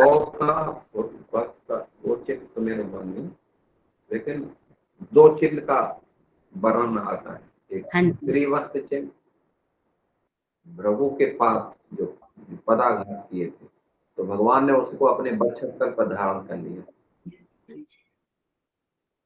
इसमें परपट में I think Maharaj ji, purport में आई थिंक वर्णन बछड़े का, बछड़े का वर्णन किया हुआ है, यहाँ बछड़े का नाम लिया है। में है? हाँ जी। कहाँ है? आई थिंक इसके मेरे पास अभी एक मिनट मुझे निकालना। वर्णन किया है, बताओ थोड़ा हमें। मैं तो मनिंदर प्रभु जी आप लगा देंगे क्या? दोबारा से वर्ष लगा दीजिए एक बार। यस माता जी, 1 सेकंड। 10वें श्लोक में है माता जी। कौन से में? 10वें श्लोक में। 10वें में? हाँ जी। इसमें तो साफ लिखा माता जी, कौस्तुभी मणि है ना, मणि के अंदर ये चिन्ह है। अच्छा, क्या चिन्ह है? सुंदर बछड़ा जो अंकित है। श्रीवत्स का, इसमें श्रीवत्स का चिन्ह है, जिसमें कि वत्सल पे कौस्तुभ मणि है, जिसमें सुंदर बछड़ा अंकित है। तो मैंने जो लेक्चर सुना था कुछ दिन पहले किसी वैष्णव महाराज जी का, तो उन्होंने कहा था श्री तो है लक्ष्मी, और वत्स जो है वो बछड़ा, वत्स से मतलब है बछड़ा, और ये बछड़ा एक्चुअली मणि पे नहीं है, उनकी छाती पे अंकित है। तो ये थोड़ा सा मुझे क्लियर करना था महाराज जी आपके साथ में। नहीं, इसमें वैसे दिया है क्या? आप जो परपट में लिखा है क्या, कहाँ लिखा है? ये तो नंबर 10 जो है ना, आज तो हमने 9 किया है, तो नंबर 10 में लिखा हुआ है ये यहाँ पे। उसको पढ़ करके बताओ थोड़ा सा, यहाँ हमारा नेट गड़बड़ कर रहा है, थोड़ा पढ़ो क्या है, कहाँ लिखा है? ओके हरे महाराज कृष्ण। तात्पर्य में या अनुवाद में कहा? हरे कृष्ण महाराज जी, अनुवाद में है, मैं पढ़ूं क्या? हाँ पढ़ो। उनके सा चरण श्लोक कमल है? महान योगी। 10वां श्लोक है प्रभु जी, 10वें श्लोक के अनुवाद में। हाँ ठीक है पढ़ो। उनके चरण कमल महान योगियों के कमल सदृश हृदयों के गुच्छों के ऊपर रखे हैं। उनके अच्छा, पक्ष बछड़ा अंकित है, जिसमें सुंदर बछड़ा अंकित है। अब मालूम चला। कौस्तुभ मणि में ना? जी जी, कौस्तुभ मणि में। उनके हाँ, वक्ष स्थल पर कौस्तुभ मणि है, कौस्तुभ मणि में है। जिसमें सुंदर बछड़ा अंकित है। तो कौस्तुभ मणि और बस अलग चीज है। कौस्तुभ मणि जो है उसका कौस्तुभ मणि में है, ठीक है ना? और उनके जो छाती पर उनके यहाँ वक्षस्थल की बात हो रही है, तो वहां श्रीवत्स चिन्ह है, ठीक है ना? और भ्रभु का जो चरण है उसका चिन्ह है। बाकी ये बछड़ा कौस्तुभ मणि के अंदर है। अच्छा महाराज जी, मैं ये देख रही थी ऊपर इसमें शब्दार्थ में श्री में यहाँ पे प्रभुपाद ने मेंशन किया है लक्ष्मी या सुंदर बछड़ा। हाँ एक मिनट। लक्ष्मी या सुंदर बछड़ा, हाँ तो एक किसके लिए दिया है? कौस्तुभम, कौस्तुभ के लिए दिया है। ओके। हाँ, ये कौस्तुभ, श्री लक्षणम कौस्तुभम। तो जो कौस्तुभम है, श्री लक्षणम, श्री लक्षण से युक्त है वो कौस्तुभ मणि। तो श्री कौस्तुभ मणि मतलब श्री लक्षण क्या है? तो यहाँ दिए हैं कि बछड़ा है या लक्ष्मी जी है, उससे युक्त है। ठीक है महाराज तो जी, ये थैंक कौस्तुभ मणि के अंदर है, ठीक है ना? हाँ जी, मैंने एक्चुअली डिफरेंट इसकी सुना था, तो इसलिए थोड़ा सोचा क्लियर कर लूं आपसे। Thank you. आपके द्वारा मुझे भी एक क्लियर हुआ। मैं तो सुना ही नहीं था कि कौस्तुभ मणि में बछड़ा है। ये हाँ तो जी, यहाँ भी थोड़ा जल्दी में अभी पढ़ा था, तो उतना मेरे को पकड़ नहीं पाया बछड़ा। हाँ लेकिन जी, आपने बोल करके बहुत क्लियर किया कि वो कौस्तुभ मणि में बछड़ा है, थैंक ठीक यू है ना? महाराज। श्री वस्त्र पर तो भगवान के बच्चल पर श्री वस्त्र का चिन्ह है, हाँ और जी, प्रभु। हाँ जी। ठीक है, thank you. Hare Krishna. Good. और कोई, और किसी का था ना कुछ? क्या नाम आया था? हरे कृष्णा पितामह प्रभु जी, आपका है? कोई क्वेरी है?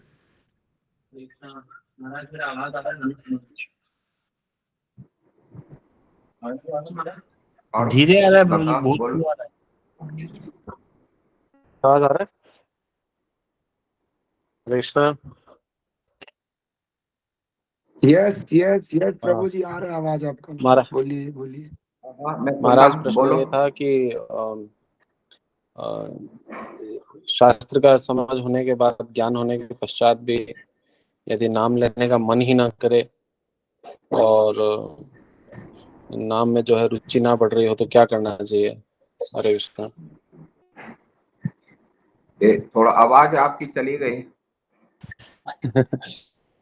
इनका प्रश्न है शास्त्र महाराज पढ़ने कि के बाद समझने शास्त्र पढ़ भी यदि नाम लेने का मन ही ना करे, तो व्यक्ति को क्या करना चाहिए? एक साधक को क्या करना चाहिए? साधक मतलब ज्ञान होने पर भी फिर हम नाम न लें, है? अब यही है ना? यस या महाराज। कथा न सुने तो फिर क्या करना चाहिए? हाँ, तो पहले तो ये है कि ये प्रॉब्लम क्यों हो रही है हमारी, जब हम जो है इतने भगवान की भक्ति में, जबकि फिर और उत्साह बढ़ना चाहिए। कभी कभी हम जो है दूसरा चीज है, कभी कभी निरुत्साहित क्यों हो जाते हैं? तो ये प्रश्न अच्छा है, ये प्रश्न अच्छा है, और हम सबकी ये प्रॉब्लम है, ठीक है ना? और ये प्रॉब्लम क्रिएट होती है जब हम अपराध करते हैं। अपराध करने से जो है हमारी जो भक्ति का है, जो भक्ति की जो उन्नति होने वाली थी, अपराध नहीं करने से, श्रवण कीर्तन कथा सुनने से, लेकिन जैसे ही हम अपराध करते हैं तो भक्ति क्या होती है? डाउन हो जाती है हमारी, ठीक है ना? इसलिए इसको अपराधों को पागल हाथी की तरह कहा गया है। जैसे पागल हाथी जब फुलवाड़ी में प्रवेश करता है, किसी बागान में जहाँ फुलवाड़ी हो, तो उसको पूरा तहस नहस कर देता है। तो ऐसे ही जब हम अपराध करते हैं, विशेष करके वैष्णव अपराध करते हैं, वैष्णवों की निंदा है, उनके कोई दुर्गुण देखना, उनको जो है कटाक्ष करना, ये जब हम करते हैं तो इमीडिएटली हमारी भक्ति पर उसका प्रभाव पड़ता है। और भक्ति पर क्या प्रभाव पड़ता है? जो आपका उत्साह था, जो हमारा उत्साह था, वो खत्म हो जाता है और धीरे धीरे करके नेगेटिव थिंकिंग है मन में आने लगती है। और जिससे क्या होता है, फिर धीरे धीरे करके हम भक्ति से दूर दूर दूर दूर और फिर दूर हो जाते हैं एकदम। तो इसलिए कभी कभी ऐसा होता है तो हमें सावधान रहना चाहिए, हमें ये अपराध से, निंदा स्तुति से बचना चाहिए, ठीक है ना। तो ये जो है एक ही दुर्गुण है, क्या नाम है, हम जो अपराध से ये सब चीजें खत्म हो जाती है, भक्ति डरती है, भक्ति महारानी का हिरास हो जाता है अपराधों। तो इसलिए, और अपराधों में विशेष करके आपका जो है वैष्णव अपराध, उसका एक प्रमाण देते हैं हम। जैसे जब क्या नाम है, रूप गोस्वामी एक बार भगवान की लीलाओं का स्मरण कर रहे थे, आप सभी जानते होंगे इस कथा को।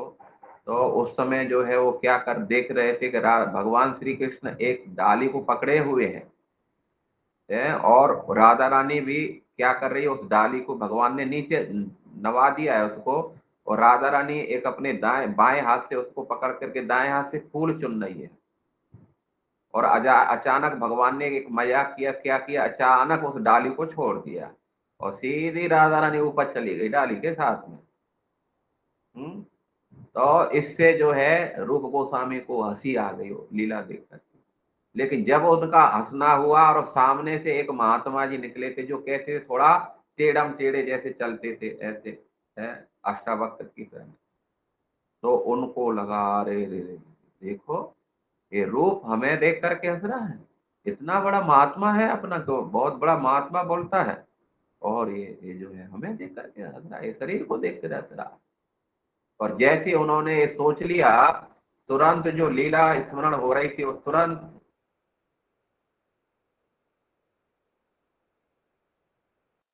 कट नहीं हुई। तो उन्होंने अपने बड़े भाई को बताई, सनातन गोस्वामी को बताया। तो उन्होंने कहा कोई अपराध बना है। तो मैंने तो किसी का अपराध नहीं किया। मैं तो बोला ऐसा करो, एक भंडारा करो, सबको निमंत्रण दो, जो नहीं आए तो समझना चाहिए उसी का। तो भंडारा किए तो बस वो ही नहीं आए। तो उससे पूछा आप क्यों नहीं आए? बोला अच्छा है, ऊपर से मेरे शरीर को देख करके हंसता हो और फिर मुझे जो है बोलते हो क्यों नहीं आए? बोला हंसते हो, हम तो नहीं हंसे। बोला उस दिन मैं गया था, आप देख करके आपकी कुटिया के सामने से निकला था, आप देख के हंसे थे मुझे। ओहो, तो उन्होंने कहा कि नहीं महात्मा जी, एक्चुअली उस समय मैं ऐसे ऐसे लीला देख रहा था, उस समय मुझे हंसी आई, मुझे तो मैंने तो आपको देखा ही बिल्कुल भी है। तब जा करके जो है उनको क्या, उनको विश्वास हुआ था मुझे देखे नहीं हुए। तो फिर उन्होंने क्षमा किया, और जैसे ही क्षमा किया तो फिर से लीलाएं प्रकट हो गई। तो आप सोच सकते हैं कि वैष्णव अपराध कितना इमीडिएटली फल देता है, इमीडिएटली हमारी भक्ति को बाधित कर देता है। तो इसलिए भक्तों के दुर्गुण तो क्या है क्या नहीं है हमें नहीं देखना चाहिए। गंगा बसाम खल बुध बुध फैन पंकई, जैसे गंगा जी में अनेक फैन आते हैं, फिर भी उनका पानी निर्मल है, दिव्य है, फिर भी साधु महात्मा आचरण करते हैं, पीते हैं, स्नान करते हैं, अपने को शुद्ध करते हैं।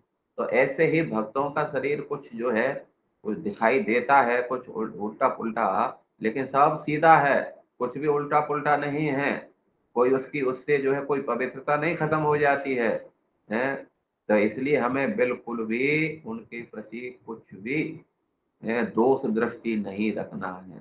यदि हम अपना उत्थान चाहते हैं, भक्ति में उन्नति चाहते हैं, तो बस इससे बचना चाहिए, नहीं तो हम भक्ति को बिल्कुल नदारद कर देंगे,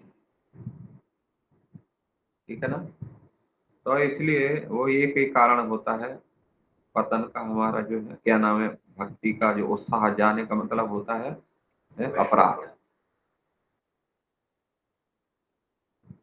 हरे कृष्णा महाराज जी। हरे कृष्ण। हरे महाराज जी, बोलो। इसमें दोहराने की बात नहीं है, गुस्सा सबको आता है। आजकल ब्रह्मचारी को गुस्सा आता है, गृहस्थी को बस गुस्सा आता है, सबको गुस्सा आ रहा है। तो उनकी माला नहीं, बराबर नहीं हो रही। गुस्सा कोई खराब चीज नहीं है, गुस्सा आना भी चाहिए। मैं भजन क्यों नहीं कर पा रहा हूँ, गुस्सा आना चाहिए, 2-4 चांटे जड़ना चाहिए अपने गालों में। गुस्सा तो अच्छी चीज है।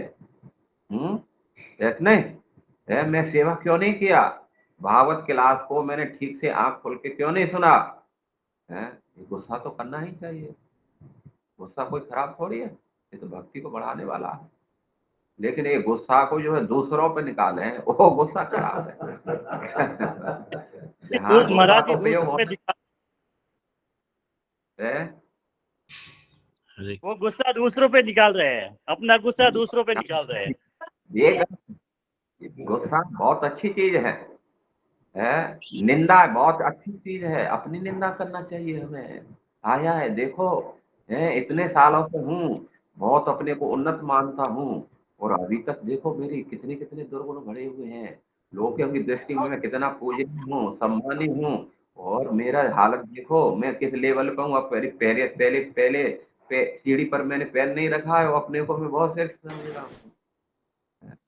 तो ये निंदा करनी चाहिए, अपने करना चाहिए। गुण सब अच्छे हैं, बजाय उनका सदुपयोग दुरुपयोग समझ लेना है बस। तो सदुपयोग ये है उनका अपने ऊपर अप्लाई करना चाहिए, इन गुणों इन चीजों को हमें। निंदा हमें करनी चाहिए, अपनी करना चाहिए। धिक्कार है, इतना समय निकाल दिया है, और फिर भी जो है मेरे अंदर कोई परिवर्तन नहीं आया, कोई ऐसा। तो क्या नाम है, करना चाहिए, इसका उपयोग होना चाहिए। हम लोग जो है उल्टा कर बैठते हैं, बस यही समस्या हो जाती है, और उल्टा करने से जो है थोड़ा सा दिक्कत आएगी। तो इसलिए सावधान रहना चाहिए, दूसरों की निंदा नहीं करना चाहिए, क्योंकि हमें अधिकार नहीं दिया है किसी ने कि दूसरों को देखो है। और यदि आप निंदा कर रहे हैं तो उसमें मातृत्व भाव रहना चाहिए, उस सुधारने का भाव रखो। जैसे माँ बाप अपने बच्चों को डांटते हैं तो उसमें कुछ हितकारी वो रहता है, भाव रहता है, मेरा बच्चा सुधरे, अच्छा बने, पढ़े लिखे, गलत संगति न करे। तो ये भाव से किसी डांट फटकार लगाते हैं पर, तो फिर उसमें इतना इतना हमारा है कि हम जब किसी को कुछ करते नहीं तो उसको डांट करने के लिए करते हैं, सुधारने के लिए नहीं, अपमान करने के लिए, लोगों की दृष्टि में छवि को गिराने के लिए। तो इसलिए हमें क्या करना चाहिए कि हम कुछ भी करें दूसरे का हित हो, कभी किसी डांट फटकार भी करते हैं तो उसमें हित होना चाहिए। बंगला वो बंगला दिया है। आज से भगवान चंद्रो जी, आप दूसरा फोन लगा दीजिए, महाराज का आवाज कट रहा है। करना चाहिए, मंगला दिया है। आई थिंक इंटरनेट इश्यू होगा। नहीं, उनका मैं इंटरनेट सुना खत्म नहीं, हो थोड़ा गया है। महाराज दूसरा फोन लगवा लीजिए, इससे आवाज कट रहा है आपका। नहीं महाराज, नहीं। महाराज जी एक क्वेश्चन था। हाँ, थोड़ा भगवान चंद्र दूसरा फोन लगा दीजिए। आप फोन करके बता दो उनको, आप हनुमान जी को फोन करके बता दो, उनके फोन से कनेक्ट हो जाए। दूसरा फोन लगा दे।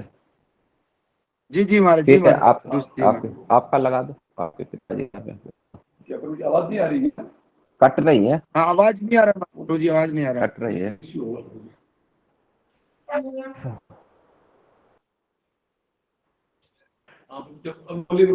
अभी आ रहा है। लीजिए प्रभु। चलो उनका ठीक है, देखो उनका आपका बात कर पूरा ठीक है। ठीक है, चलो इसमें लगा।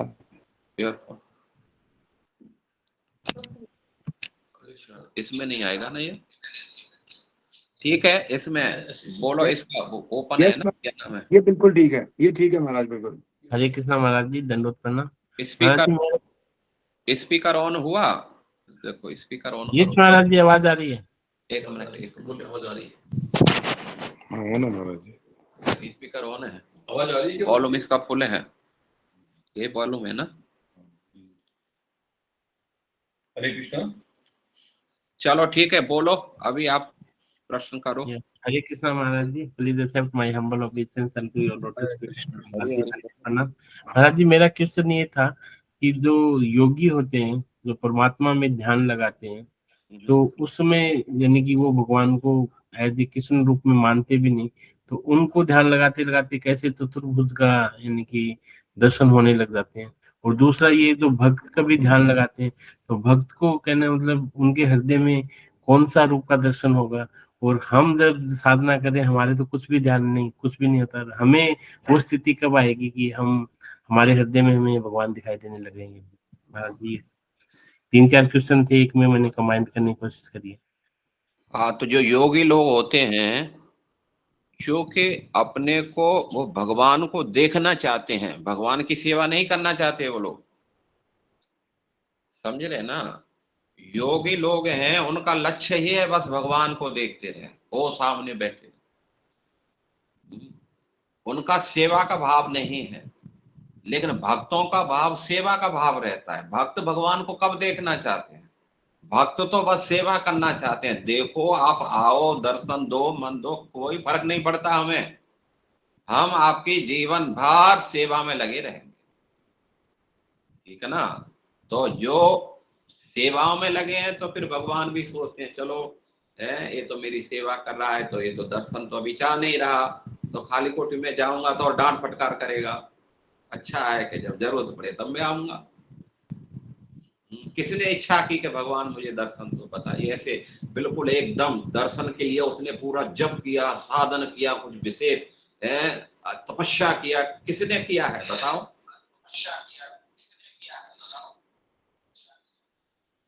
है कोई? वो योगी लोग तो उनका लक्ष्य ही वो है, पूरा अपने जीवन को तपा देते हैं उसको दर्शन के लिए। एक ही लक्ष्य है, दर्शन,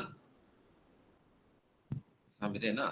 तो इसलिए फिर उनको दर्शन होते हैं। हम लोगों का लक्ष्य तो दर्शन नहीं है, ये तो बहुत गौड़ है हमारे भक्तों के लिए। तो भक्तों का एक ही लक्ष्य होता है, वो है भगवान की सेवा, बस सेवा में लगे रहते हैं। वो कभी प्रयास किया ही नहीं सारी चीज का।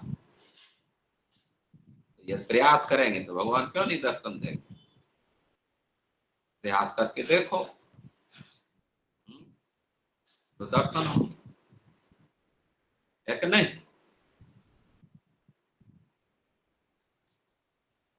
मनीष जी। यस महाराज जी, लेकिन जो योगी लोग होते हैं, जब वो ध्यान करना शुरू करते हैं, तो उसमें क्या उन्हें पता होता है क्या कि भगवान कृष्ण ही है? उनका एक है, योगी लोग लक्ष्य ये ही रहता है कि वो भगवान का, परमात्मा का है, क्योंकि भगवान की छवि को जब ध्यान करते हैं स्पेशली, तो उसी छवि को उसी पे प्रैक्टिस करते हैं वो लोग। भगवान की चतुर्भुज नारायण मूर्ति है। जैसे ध्रुव ने जब मंत्र जप किया तो नारद जी ने कहा था ये भगवान की ये मूर्ति है, चतुर्भुजमयी मूर्ति बना करके इसी को जो है मनोमयी, मन में धारण करके इसी पर तुम ध्यान करना और जप करना, तो तुम्हें भगवान के दर्शन होंगे। तो उनको दर्शन हुए, भगवान हृदय में प्रकट हो गए। पहले तो बाहर प्रकट हुए भगवान, लेकिन वो अंदर जप कर रहे थे, हरे कृष्णा है, वो उस मूर्ति को देख रहे थे। भगवान ने देखा कि ऐसे तो आंख खोलेगा नहीं है, तो फिर अंदर का अदृश्य किए। तो जैसे अंदर से दिखता उन्होंने आंख खोले तो देखा तो वही चीज भगवान बाहर खड़े हुए हैं। तो ऐसे जो है हम प्रैक्टिस नहीं कर रहे हैं सारे चीज के लिए। इसी चीज के लिए आपको उसको टारगेट बनाना पड़ेगा, एकदम लक्ष्य बना करके उसी पर फिर फोकस करना पड़ेगा। आप हम चाहते क्या है?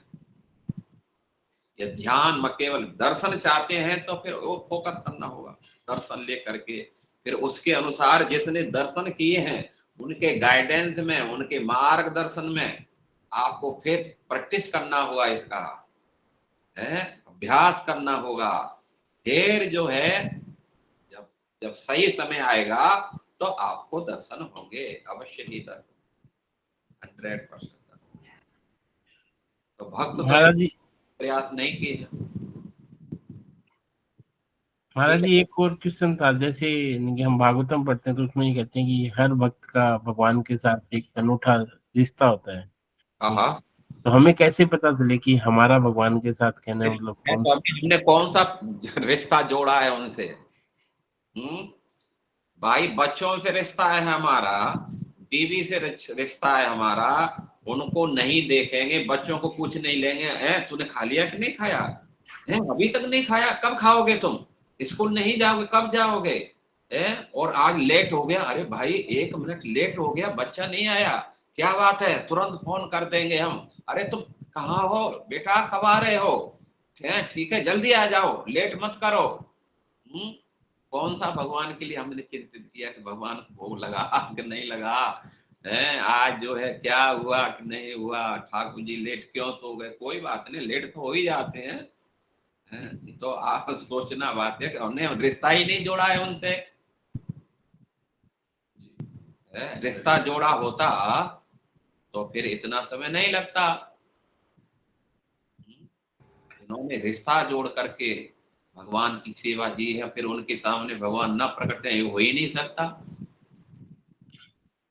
तो महाराज जी वो रिश्ता आर्टिफिशियल जोड़ना होता है या भगवान अपने आप हमारे हृदय में बताते हैं कि नहीं, आपको रिश्ता जोड़ना ही होगा, तब जो है भगवान प्रकट होंगे, ठीक है ना। आपको लक्ष्य निर्धारित करना होगा, यदि आप चाहते हैं कि प्रकट हो तो वह प्रकट हो जाएंगे, लेकिन आप उसमें कुछ आदान प्रदान नहीं होगा। जैसे योगी लोग हैं, अब प्रकट तो हैं, तो कौन सा भगवान को जो है प्रकट है, तो कौन सा जो है उनकी सेवा के लिए खड़े हो जाते हैं, कुकिंग करो, ये करो, वो करो, ये सारी चीजें तो जो है बचना चाहते हैं वो लोग, केवल दर्शन देते रहो, हम देखते रहें, भगवान बोलते लो दर्शन करते रहो।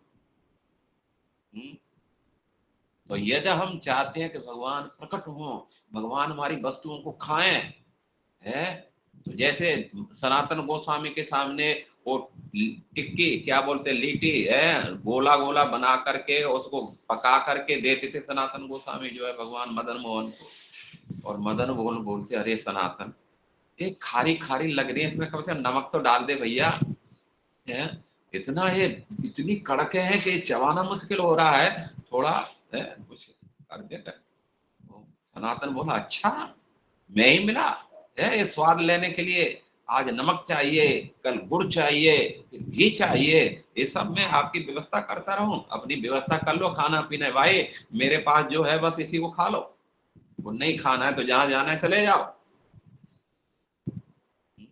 तो वहां एक संबंध है, रिलेशन है, रिलेशन ही खींचता है, और हमारा भक्ति का भक्तों का लक्ष्य यही है, एक विशेष रिलेशन जोड़ करके भगवान की सेवा की,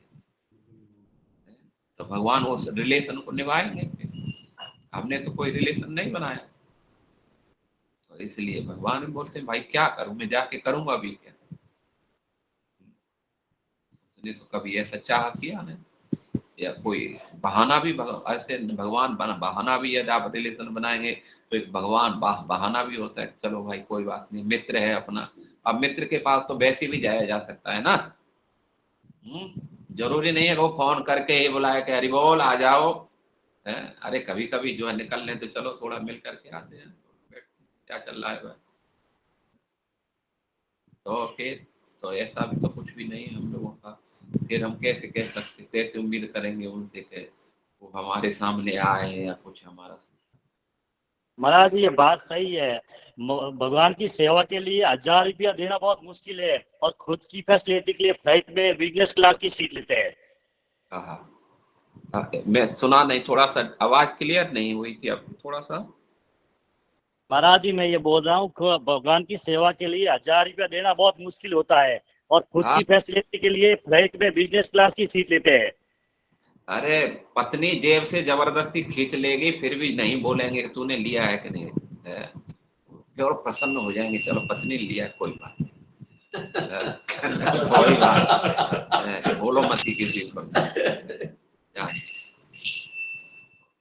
कभी कभी तो हम जो है इतना भावुक रहते हैं, बच्चों के लिए कभी कभी हम ऊपर रख लेते हैं, कुछ जरूरत पड़े तो इसमें से ले लेगा कोई बात, तो वहाँ हमें प्रेम है वो। जैसे हमने एक बार उदाहरण दिया था कि हम देखते हैं कि जो क्या नाम गोवर्धन की परिक्रमा में अब बहुत से लोग हैं वहाँ चलना अच्छा की हालत खराब हो जाती है, लेकिन हम देखते हैं कि बड़े बूढ़े हैं, चलना मुश्किल हो रहा है अपना, लेकिन जब किसी नाती को अपने कंधे पे बिठा लेते हैं दौड़ने लग जाते हैं वो लोग, है कि नहीं? वैसे चलना मुश्किल हो रहा था, अब जैसे ही नाती को कंधे पे बिठाए तो वो दौड़ने लग जाते, इतनी शक्ति आ जाती है। और ओ लो लो लो लो लो लो लो ला लो क्या क्या बोलते हुए, हंसते हुए, जो कहा मुरझाए हुए मुंह थे अब उनके चेहरे पर हंसी आ गई है, क्यों? वहां एक संबंध है, एक प्रेम प्रकट होता है, और जहाँ प्रेम का है ये तो प्रेम की बात है, वो दो बंदगी तेरे बस की। प्रेम का संबंध भगवान के साथ गाढ़ता लाता है, वो खींचता है, वो प्रेम खींचता है, और इसलिए प्रेम का संबंध होना ही चाहिए।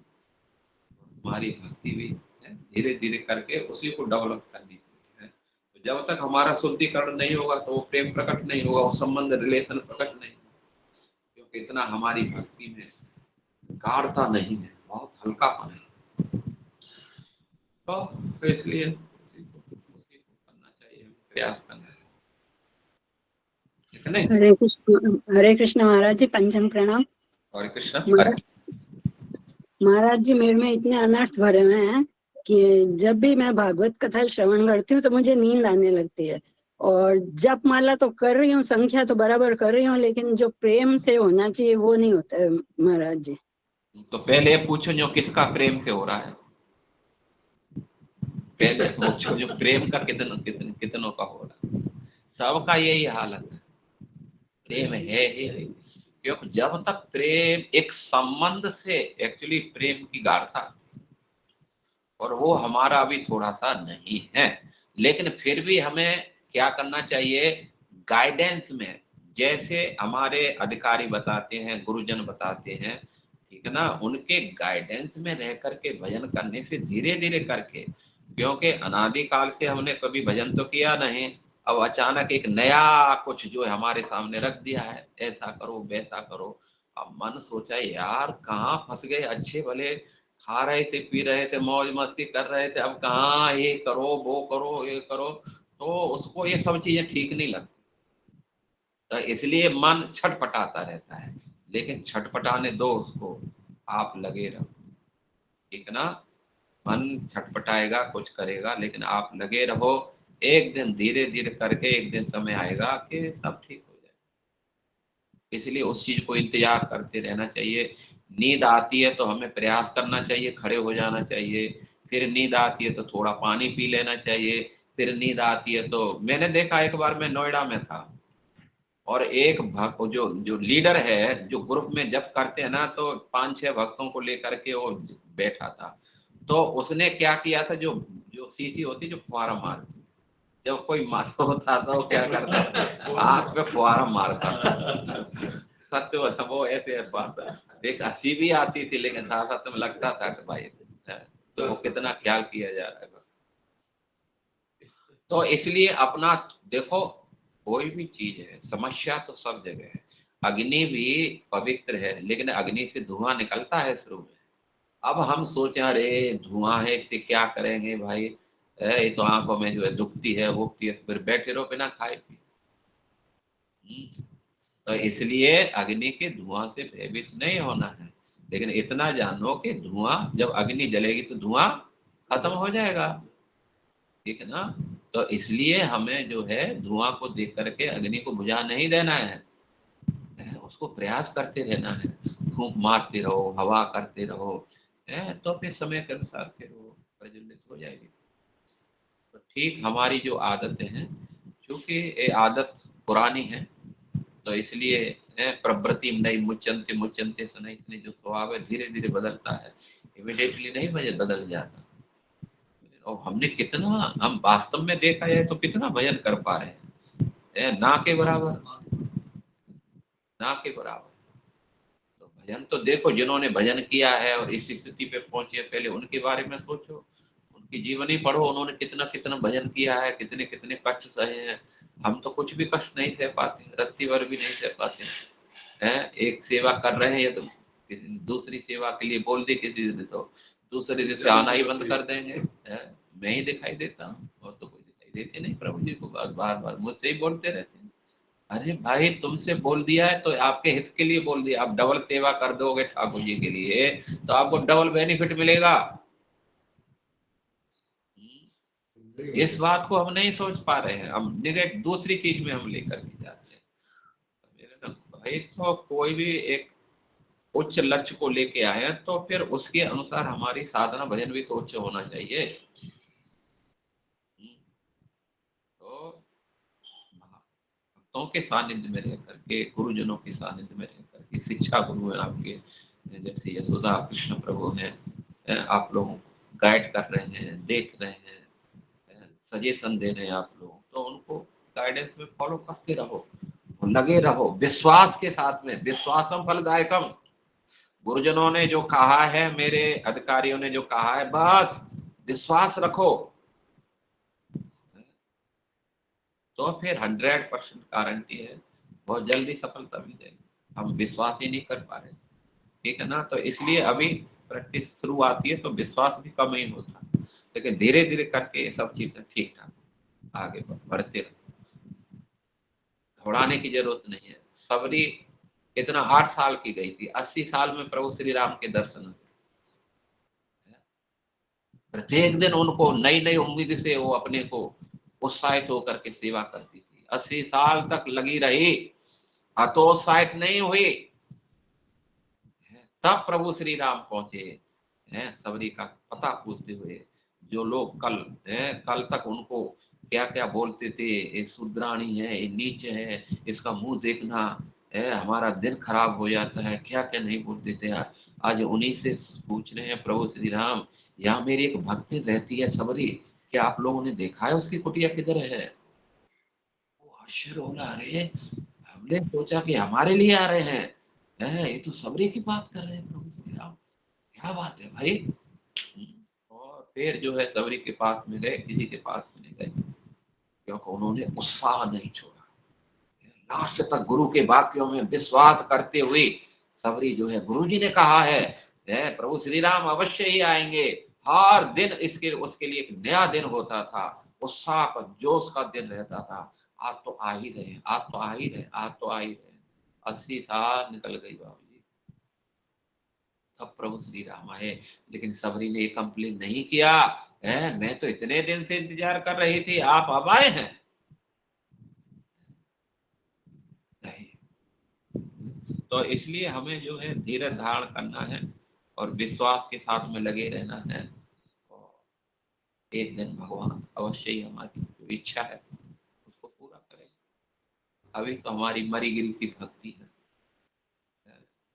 देखा जाए तो फूंक मारने से बुझ जाती है। ओ कैसे जो अभी हम उसको कितना विश्वास करेंगे, ठीक है ना। हरे कृष्णा। गोपी माता जी आप पूछ सकते हैं। Hare Krishna Maharaj, please accept my humble obeisances. Thank you Maharaj for the wonderful class.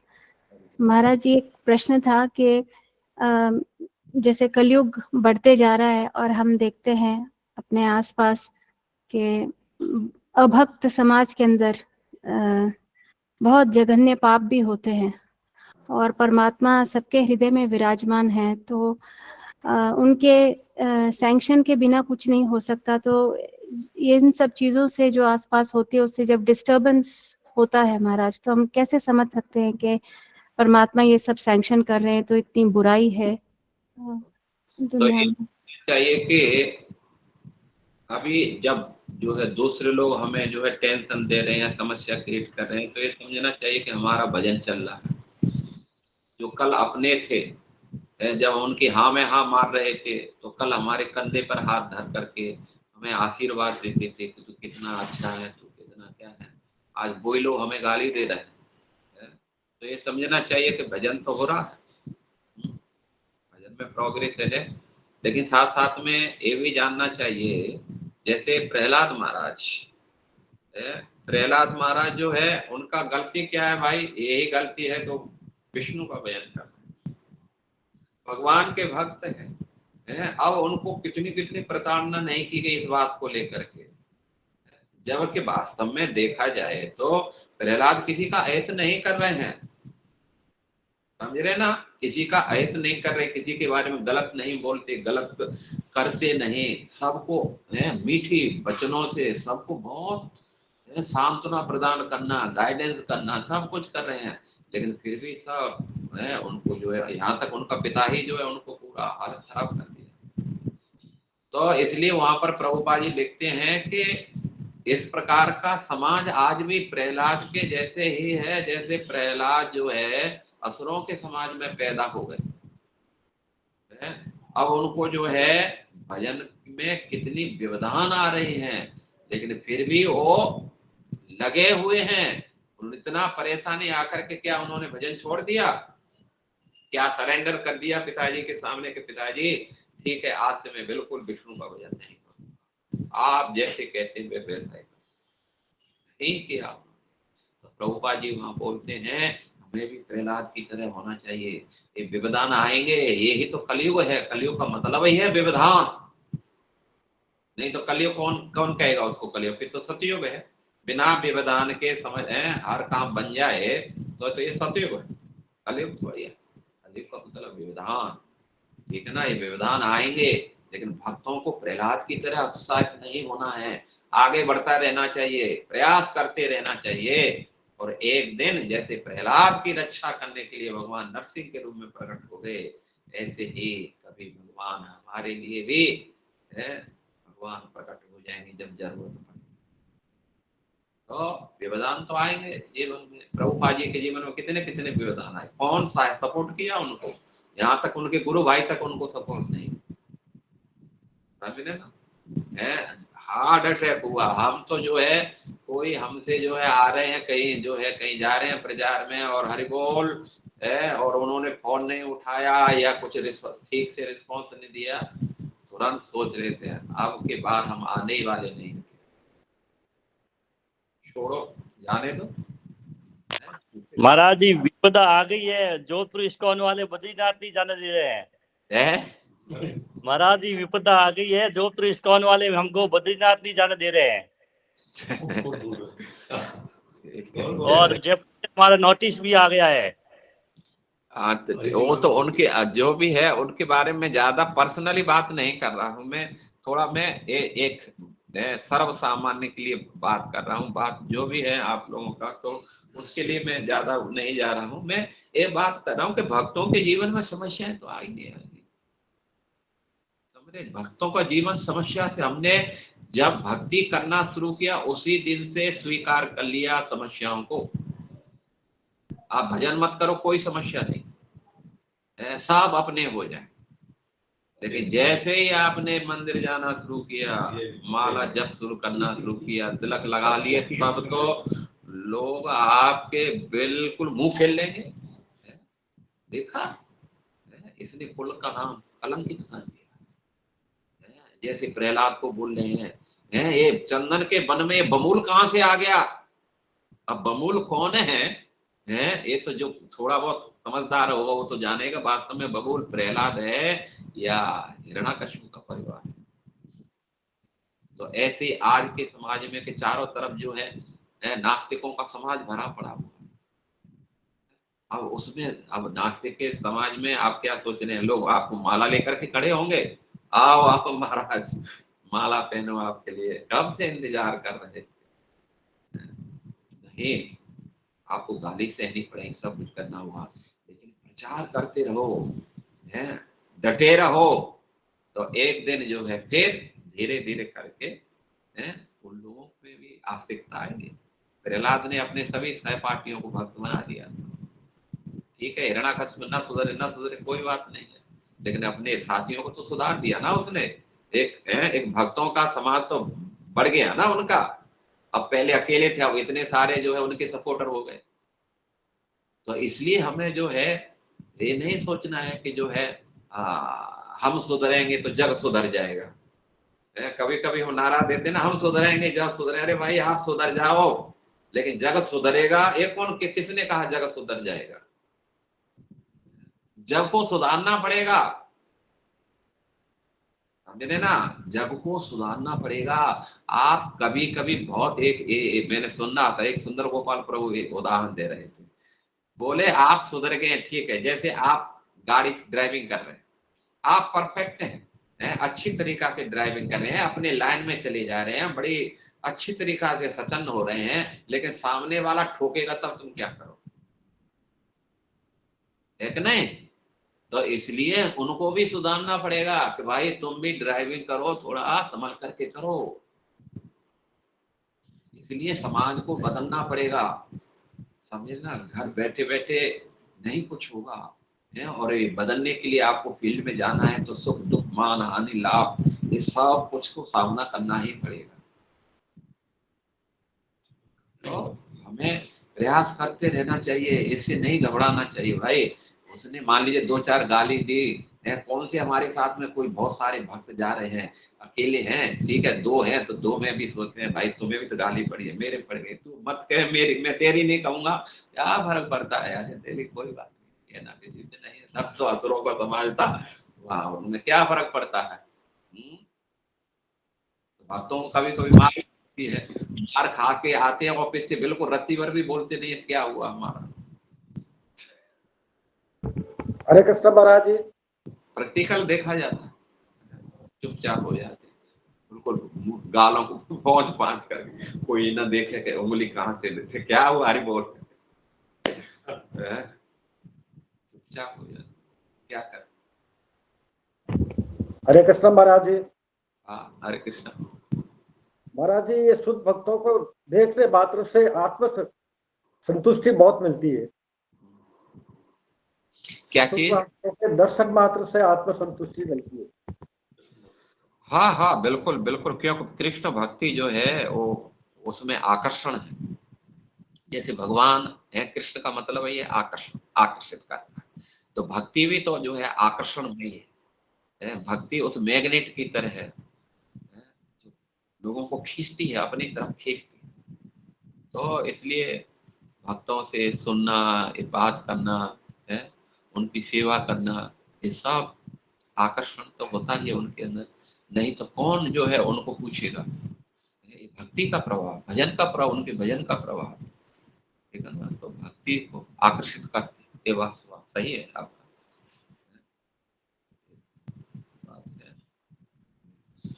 तो ठीक है, 9 बजने जा रहे हैं, 5-7 मिनट बाकी है, हम एक दूसरी क्लास है हमारी के लिए। हरे कृष्णा, विशेष करके यशोदा कृष्ण प्रभु के लिए बहुत बहुत धन्यवाद। आप पापा जी हैं इधर, भगवान चरण प्रभु यहाँ बैठे हुए हैं, सभी के लिए हरे कृष्ण प्रभु जी।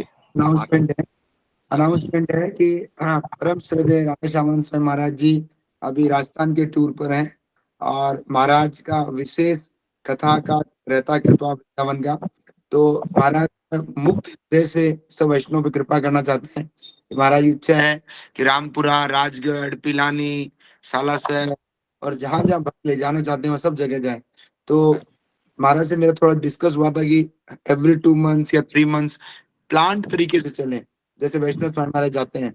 तो महाराज की विशेष कृपा इस बेल्ट पर है, तो इस बार तो महाराज तसल्ली से मिलके जाएंगे, परंतु आप सब भक्त मिलकर एक अपनी योजना बना सकते हैं कि हमारे यहाँ पे 1 दिन, 2 दिन, 3 दिन, ताकि बाद में एकदम मिसमैनेजमेंट ना हो। पहले से प्लानिंग कर सकते हैं, जैसे महाराज अभी आए हैं, अब से एग्जैक्टली 2 मंथ्स बाद जब आए या तो मनिंदर जगदीश प्रभु इसका कोऑर्डिनेट कर सकते हैं सारी व्यवस्था का, है ना, ये अच्छा कोऑर्डिनेशन कर लेते हैं, या भगवान चंद पूजी के साथ मिलकर, है ना। तो मेरा विनती है कि भगवान चंद से डिस्कस करके प्रभु मनिंदर प्रभु जी और बाकी महारानी माता जी, सुगोपी माता जी से भक्त लोग कि कहाँ कहाँ पे महाराज की फर्दर क्लास हो सकती है अभी के लिए और आगे के लिए, क्योंकि महाराज बड़े विनम्र हैं और महाराज अपने मुख से नहीं कहेंगे, लेकिन हम जितना उनकी कृपा ले सकते हैं हमें लेना चाहिए। और फिर आप हजारों करोड़ों प्रश्न पूछ सकते हैं उन्हें हृदय के। अरे कृष्ण, बहुत बहुत महाराज का जितना आभार साधुवाद कर सके उतना कम है, क्योंकि हम लोग तो वो दिए के समान है, महाराज सूर्य चंद्रमा के समान है, शीतलता देने वाले सूर्य चंद्रमा के समान, तो उनको क्या हम साधुवाद धन्यवाद करेंगे।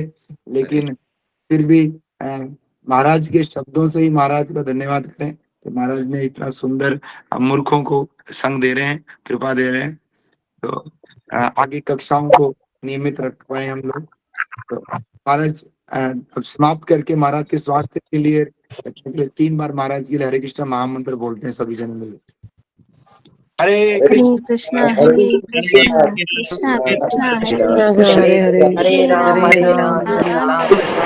हरे कृष्णा हरे कृष्णा हरे राम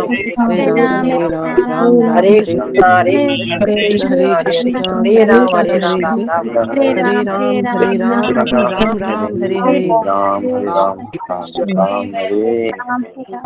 हरे